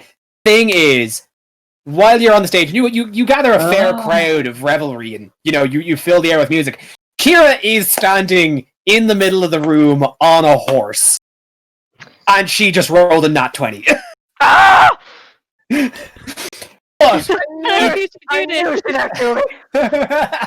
But she's she spots you and it, like in not a way of trying to compete, matches your rhythm. Kind of whips out the flute and starts kind of matching your rhythm in an almost kind of dueling banjos kind of style, and kind of takes your lead. But she is on the top of a horse, so people are looking at her. God damn. I'm about it. I can't believe that's the first nat 20 of this game. Of course it would be Aisling. Who else would it be? Like, No, it was me rolling for a bard on a horse. oh, That correct. okay. Fuck. I just also this session I just was introduced to a Bazooki. They're really cool looking. Yeah. She's got Okay, There's an Irish Bazooki. Okay, guys, I'm Not not the even Irish. fucking around. I'm not even fucking around here. I only noticed the 20. I didn't I rolled her with advantage as well, and I only just clocked that the other roll was a 1. Oh my god. I am not making this shit up. You maxed it. Fucking taking a goddamn picture of this.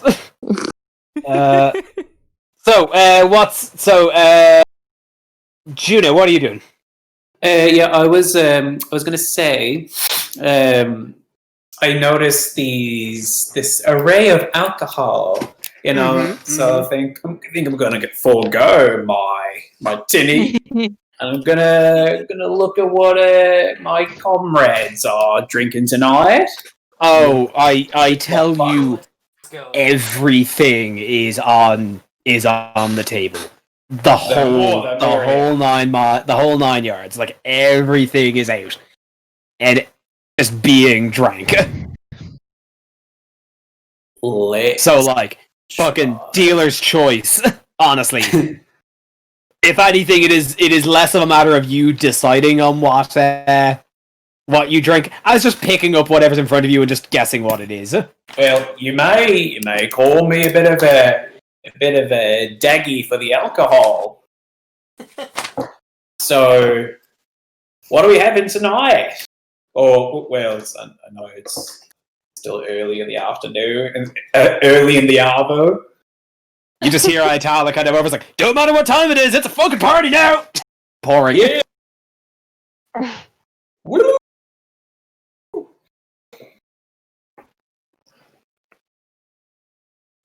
So who's Opa? What are you doing while all this is going on? So during the course of this, I am going to be looking for. I can feel myself going into Cork. Sorry. Oh, I can feel myself going into Cork. Just angling, just taking a left into Cork. I am looking.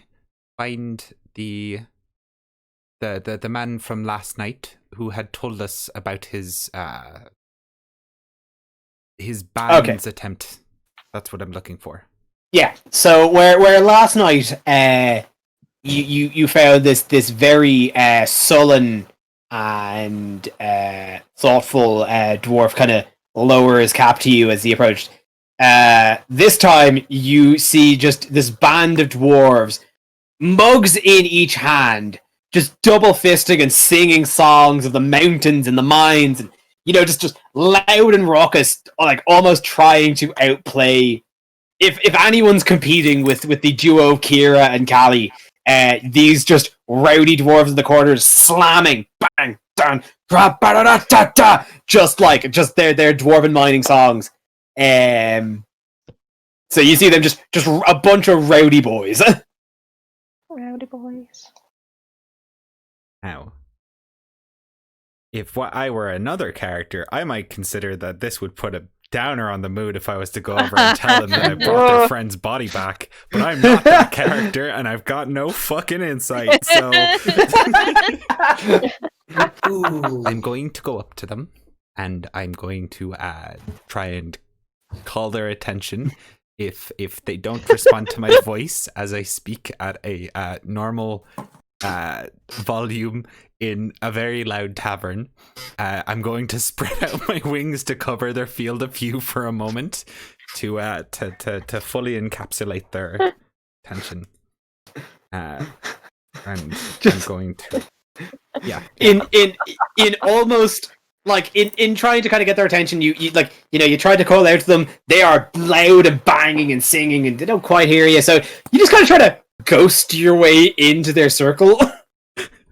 Oh no! I'm going to spread my I thought wings and just block their view of the rest of the tavern until they pay attention to me. My.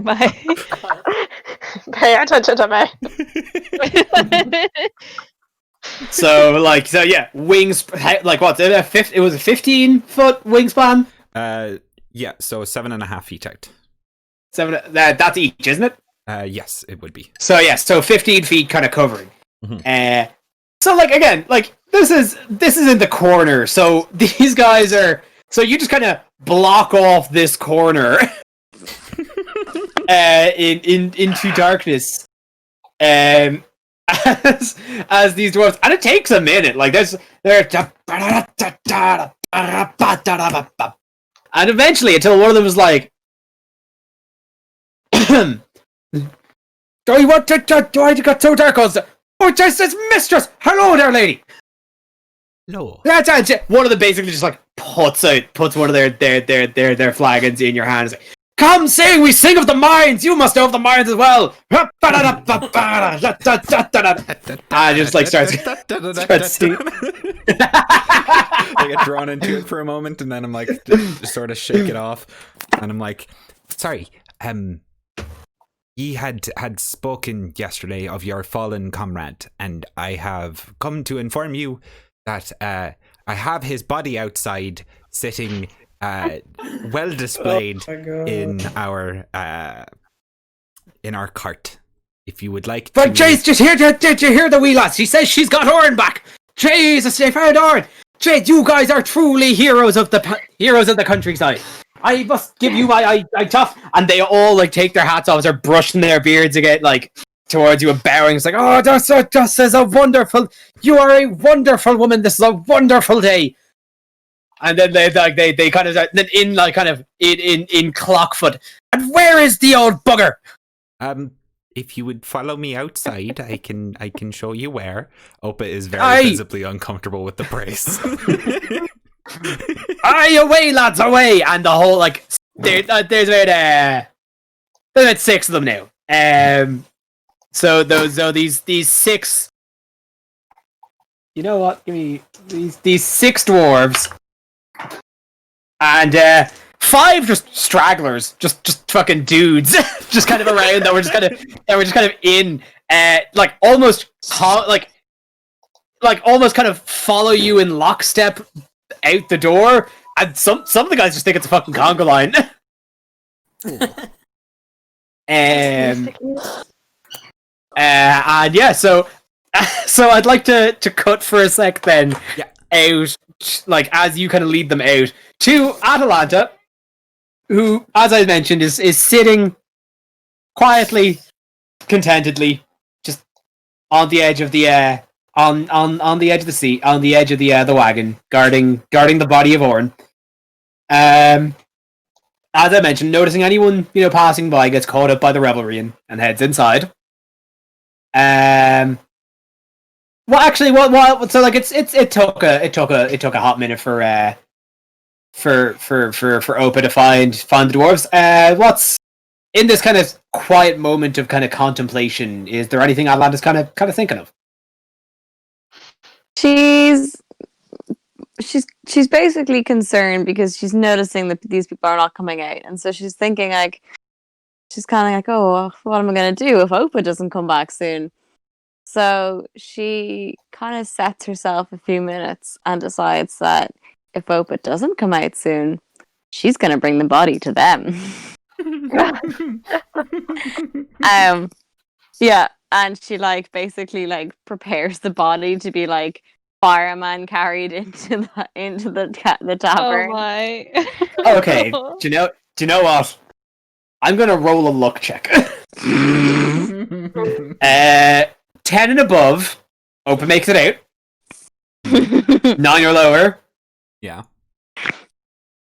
Opa doesn't make it out in time. Cool.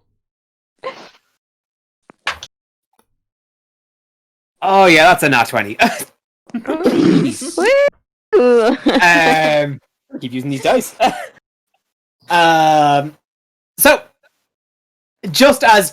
I'm going to say then, just as you kind of hop up to start, like you just have this thought of like, maybe I'll bring the body inside. Yeah, that sounds right. So as you kind of hop up to start preparing the body before you really get a chance to, you hear like, the door kind of creak open as Opa like opens it, but very quickly behind her, the dwarf that follows behind, like immediately behind her, just bursts it open. So you hear her whack. I feel like they should walk in on her like with the body like over one of her shoulders. I think on a nat 20, like it's like Opa made it out like in time. Dang. That's what I mean. So Opa, like, so you just kind of see Opa just leading this line of 6 dwarves, then followed by just rowdy revelry of varying races following on behind. And then, like, again, the dwarves are still singing, so they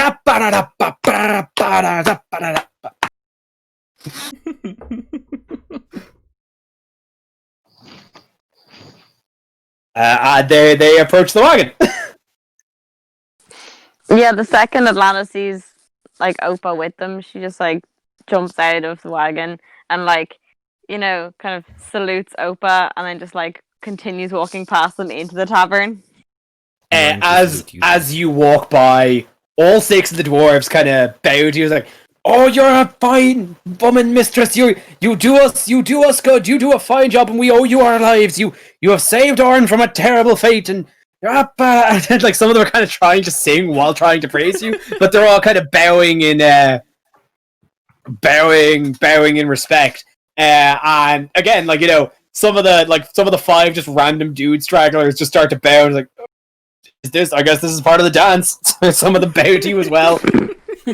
Adeline literally turns on her heels to look at them and gives them it's a kind of a terrifying look, in that it's like this really intense evil eye, and it just says really like softly, but like in such a deadly tone that they take notice.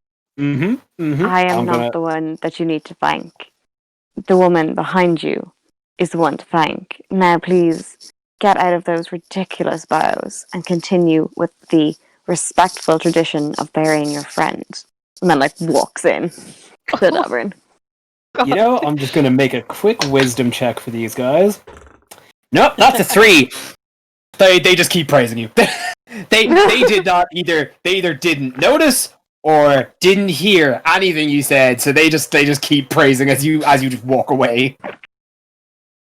I heard that. I really appreciated that. And so after you leave, they haven't noticed you're gone, so they just keep bowing and praising. Boys, lads, folks. Oh yes! Oh, she's invisible! Oh, she disappears! What a wonderful woman! Oh, you guys are truly magic of legends.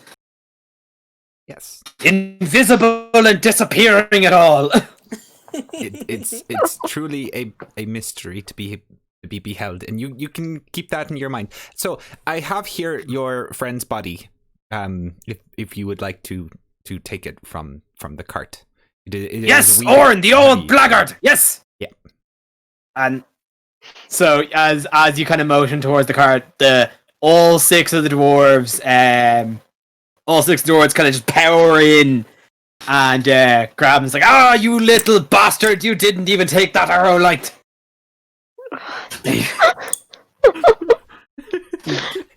Oh, what would your mother say? They're just throwing insults at this corpse as they kind of lift him out. So like 3 of them are kind of carrying him, kind of coffin style. And they're like 2 of them then kind of follow out, and the other kind of for the most part, the other 5 kind of, when they realize that this is a funeral procession. Okay. They kind of disperse, except for one of the dwarves just grabs one of the humans, like, "Nope, you're coming with me," and just puts him over his arms, and they just kind of start walking off walking off then in the distance, like, "Oh, you'll make a fine pyre there, or not, just like your father." He's kind of off. You can only suppose to perform dwarven burial rites. Yeah. Okay. That was nice. But as they walk away, they start singing again. I'm going to stay standing there until they're gone, and then like maybe a minute or two longer than I should, just standing there waiting for something to happen, and then I'm going to go in.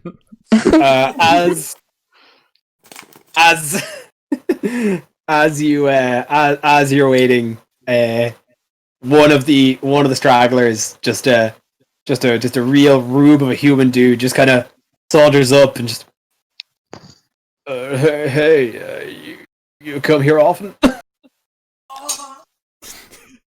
At a funeral, homie. This is inappropriate for about 10 reasons, so I'm going to pretend that you did not just say that. You can turn around and you can walk away. Oh, okay. I just tail between his legs, just walks away from the tapper. She Lucy Lewd his ass. Not even like a threat, just a matter of fact, don't. And then you head back in? Yeah. Excellent. So yeah, you head back in, and it's still, like, the party is still rocking. Kira has since leapt off of her horse and swung from the candelabra onto the stage and is now duetting with Calyandra. Finally, you see Adrian and just various other various other merchants and craftspeople from the surrounding town just come in there with a wagon of food and provisions, all of which are kind of hauled, like, you know, the all of the kind of the fruit and cheeses and that are kind of splayed out on all the tables, while all the meat and veg are brought into the kitchen to be very quickly fried up and cooked and prepared. And within almost a matter of minutes, the beginnings of a feast are rolled out to replace the now empty glasses filling every single table. And it is a night of revelry. Yeah, all of you, like, Jury and Juno are now pounding back, just pounding shots together, just getting absolutely fucking hammered. Absolutely. Opa and Atalanta kind of find the quote-unquote quietest section, and they're kind of like neatly sipping while kind of discussing the days and what have you. Nefel, Yeah. roll an investigation check for me. Okay. Is this about your shoes? I don't know.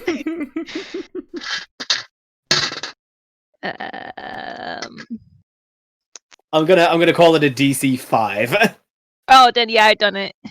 Yeah, so you you're just kind of wandering around the place, just kind of floating around the party until you just kind of look up on one of the kind of the candelabras and just see, oh, there's a pair of shoes. You can't be certain they're your shoes, but they're a pair of shoes. Do they look like they might be for sale? In the candelabra? There's no price sticker on them. I think Nefel just pulls a chair underneath where the shoes are and just sits and looks at them. And a tiefling kind of walks up to you and is like, "Hey, buddy, they your shoes up there? Do you want to go get them?" I don't know if they're my shoes, but he looks down to his bare feet. They might be. Hey, wait a hold second! on. Wait a second! You're the hero, man! Wait, what the hell am I doing? He just kind of goes and just kind of takes his boots off and just like, hey, fucking take my shoes, dude! You're gonna need some fucking shoes! Those are your shoes. It's so No, gross. Oh no, those are they're your your shoes. shoes, man! Oh, They're sharing shit I alike to the heroes! Oh no! Could I ask for your opinion though? Does that pair of shoes on that candelabra, does that look like a matching pair to you?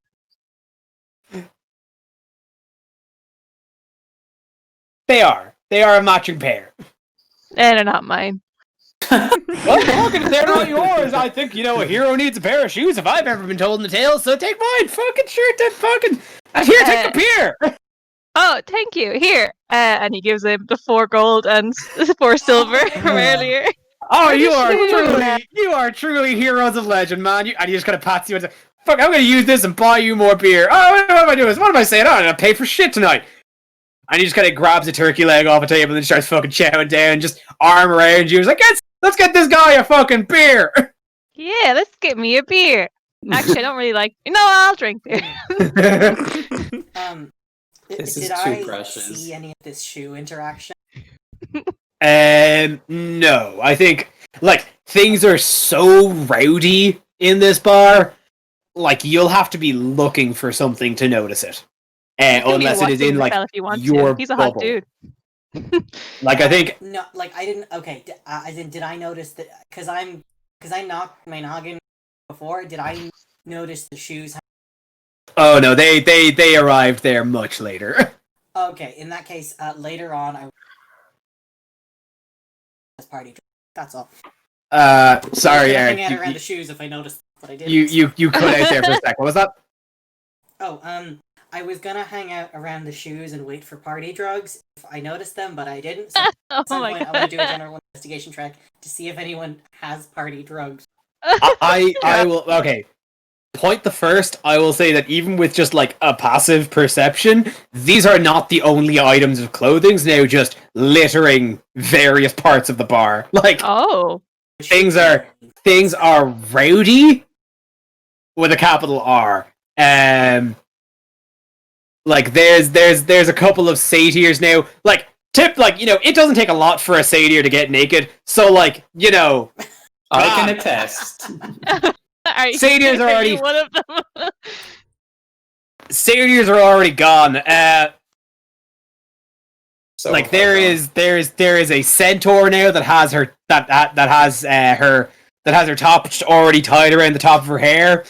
And she's like, yeah, spring break. What season is it? Titties. Don't matter. So there is just it is a capital P party. Actually, let's look at Juno. Juno, what's your clothing situation at the moment? I mean, I've always been topless. I have this sort of what do you call it? Those sort of Greek sort of armor looking skirt things. You know what I'm talking about? Mm. Yeah, I wear them. With leather bits on it. Yes, exactly. Kind of like a Xena warrior princess kind of skirt. Yeah, And I don't wear any shoes. I've got my hooves, so I don't really need them. But I have these cool little, these cute little sort of frilly ankle thingies, which I'm really into. Oh yeah. Yeah, and it's also the skirt thingy. It's got a belt thingy. It's sort of high-waisted-ish, and it's got a belt. It's kind of adorned with it's brown, leathery, and I haven't found a photographic reference for that yet. But when I do, actually no, hold on, I do actually. Hold on, I do. But I am topless, less of the top.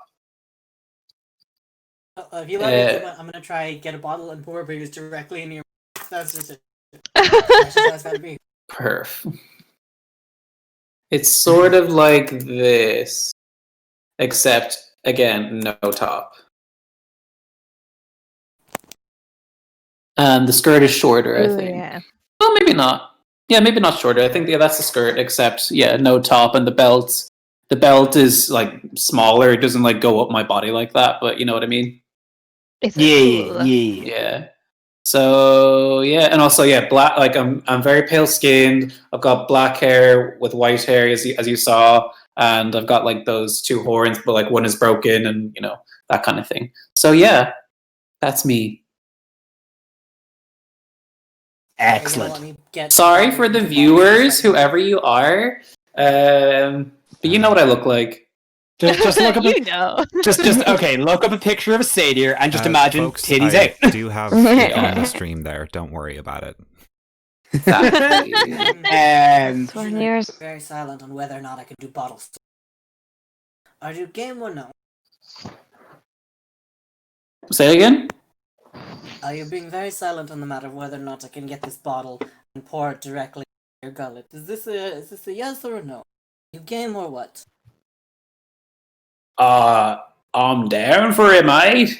Go crazy. Oh my god. And I pop this prosecco, and I start just bottle service right in Juno's mouth. God damn. So necking bubbly. That just sounds uncomfortable. That's what people do with beers all the time. It just tastes better. Yeah, get him. Necking beers ain't good either. So gassy. So yeah, okay. So Oh my You goodness. do not need to make that noise. It's in character. Yeah, like we yeah, were no, in they're in high character. school They ain't a here, mic nothing. up at your fucking gullet. Okay, cool. Is there anything else anybody wants to do? Just like in the bar and the feast. Ooh, busy. I don't know why, but that was very Wallace and Gromit of you. I don't know. Really? Awesome, Gromit. Interesting. And just crack it. Prosecco. Yeah. Oh, jury. What is that? What is that beverage?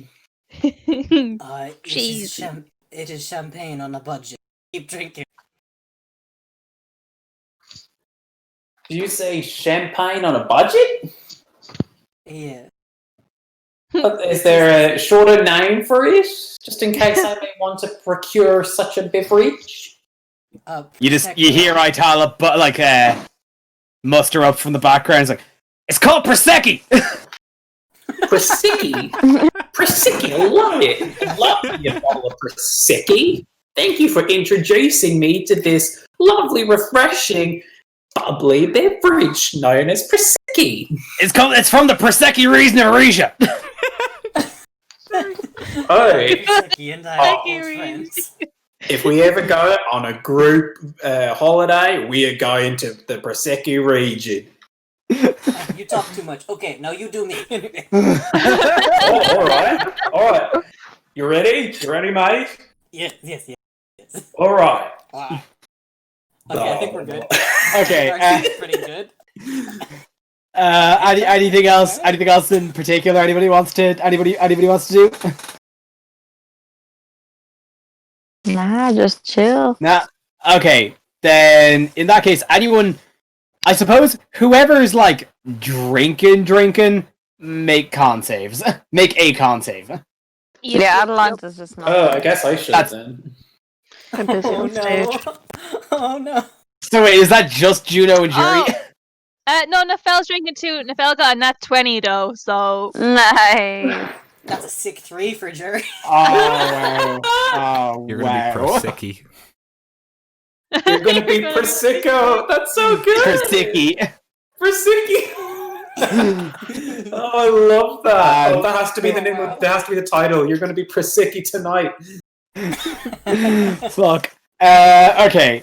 So yeah, Nefel, you're fine. You're honestly like, you drank Like before. water.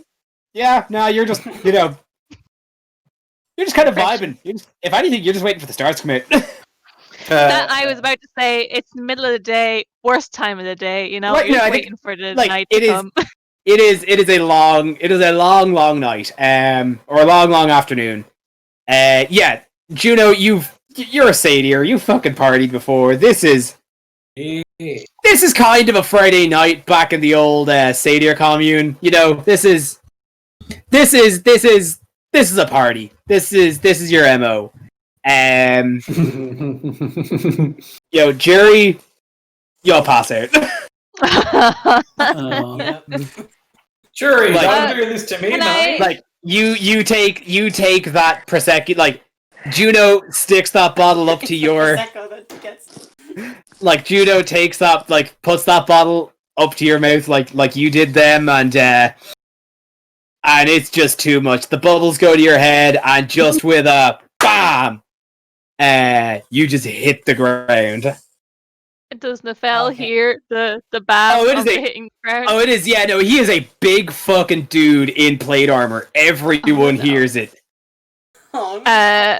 Nefel runs over, very concerned.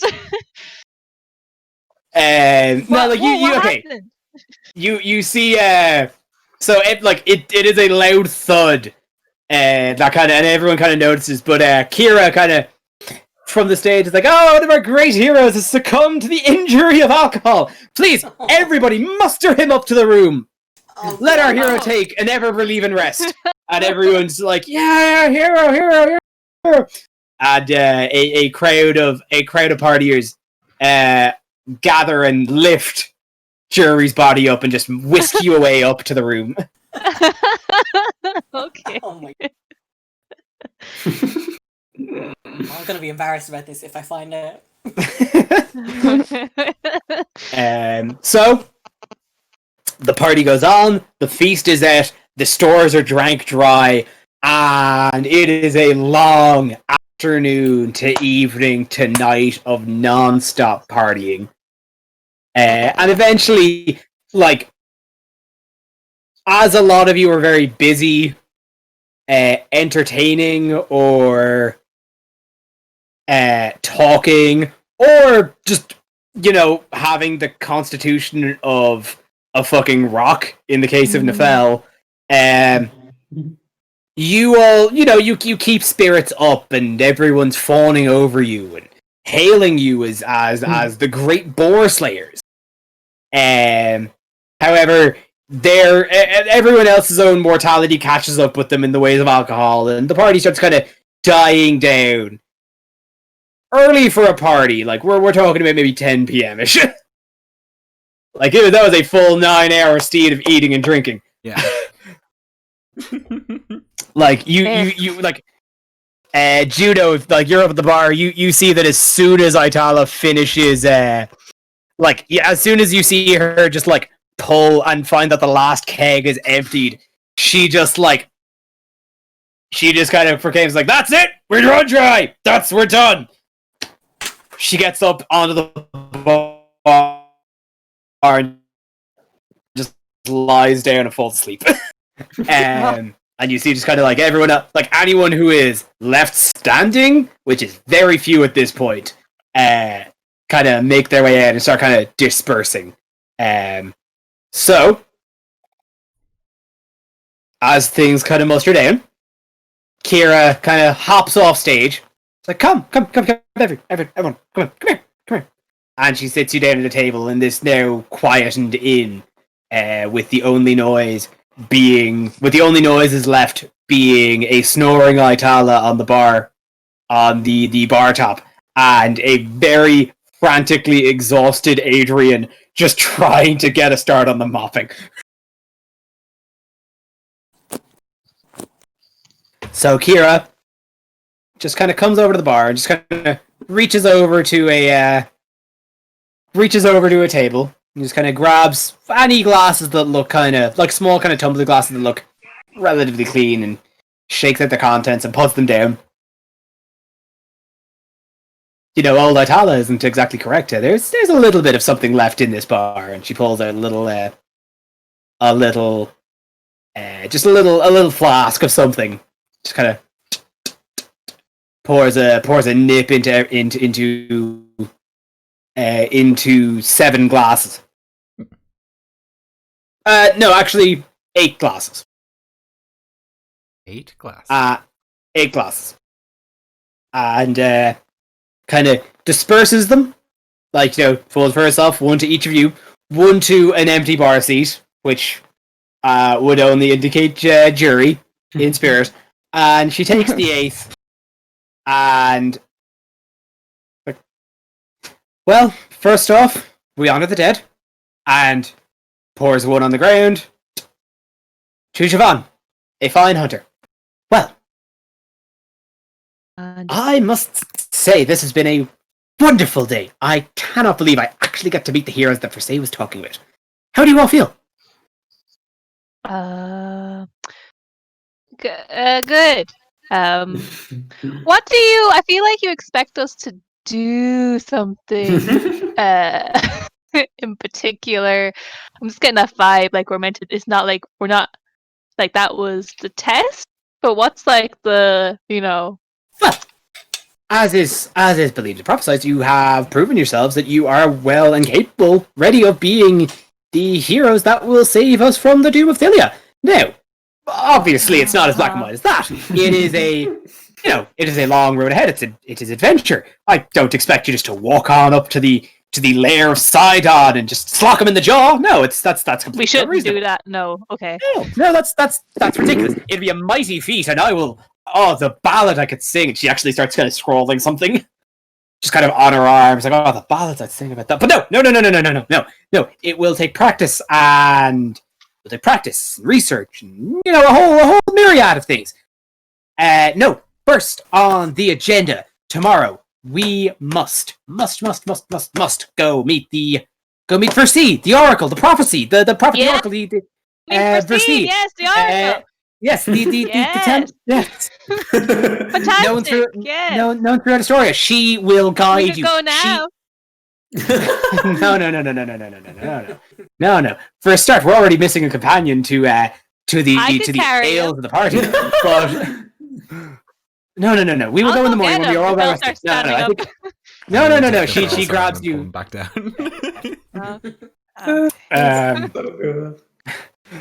No. We'll go in the morning. I think we all earned a well-due rest after today's mighty battle. No, we will go tomorrow. So you see, I may have mentioned this or last night. But Versailles was I was sent as an envoy of Versailles. I was sent because Versailles, while every other prophet knowingly has been predicting the doom of Thylia up at the end of the Oath of Protection, or the Oath of Peace, everybody's been predicting the doom, and it's been causing quite a stir and a fight. But Versailles is the only oracle, the only prophet to predict hope, to predict savior, and I can tell you in all of my experience, Versailles is never wrong. She sent me. She saw you saving the land. She saw you be heroes. And she sent me to find you, and I can't believe that it's here. This is incredible. So we will go to Versailles tomorrow, and she will tell you what's next. I can't wait. Oh, me neither. I can't wait either. Who doesn't like gifts? What kind of gifts does she like? Oh, I mean, like she What's her favorite color? Well, she's a sea nymph, so she likes blue. So I think. Well, I assume she likes blue. Really well for me. I'm blue. Is that the assumption? Tell me. Tell, please. Am I making terrible assumptions in thinking that a sea nymph's favorite color is blue? It's a sea nymph thing, but also she really. I've been in her tent, and she does have a lot of blue rugs. So I don't know if it's a favorite thing or if it's a decorum thing. It's a confusing thing. It's a confusing matter. I'd say go safe with blue or gold. She likes gold. Everybody likes gold. I'm blue and gold. This is a great day for me. Oh, you are quite the treasure yourself, which kind of nudges you. NFL winks.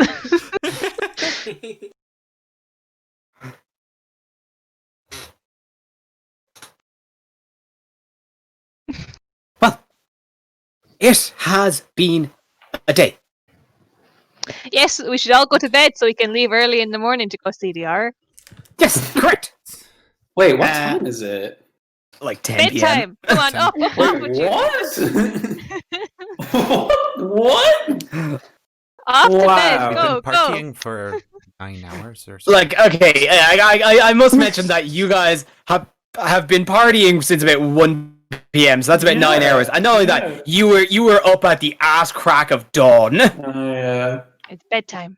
Holy shit. So like, it has been a long day. And yeah, no, like there's none in this tavern anymore. Nefel's gonna go walk outside and go to sleep under the stars.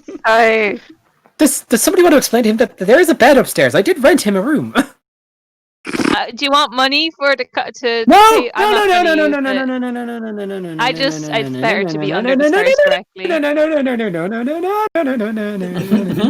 Nefel tries to give her money. She just starts singing. Like she doesn't notice you try to hand her money. She just starts singing. Okay, I'm going to bed. I'll see you guys in the morning to go see the Oracle. Oh, what a great day it will be. Yeah, so Oh, can I roll a perception check to see if Nefel's like left anything behind? yeah, roll. Ooh. And that is a non-nat 20. He didn't leave anything around here. No, it's usually the morning times when he'll maybe roll that again in the morning time before we go. We'll keep an eye. Cool. So yeah, you all head to bed. Yeah. I'm going to bed. Yeah. Awesome. Yeah, Kira heads on up as well, just kind of humming to herself.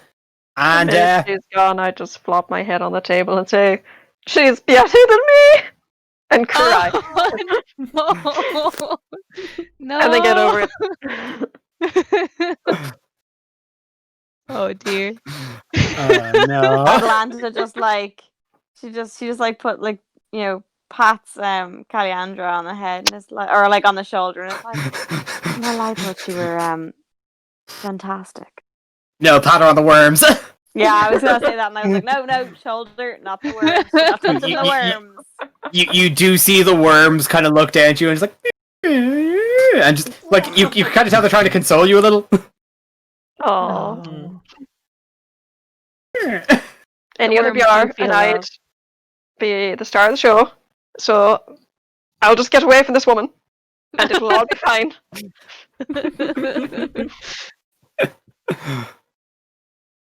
And off to bed. So yeah, that's a long rest. Beautiful. And you know what? I think we best call it there.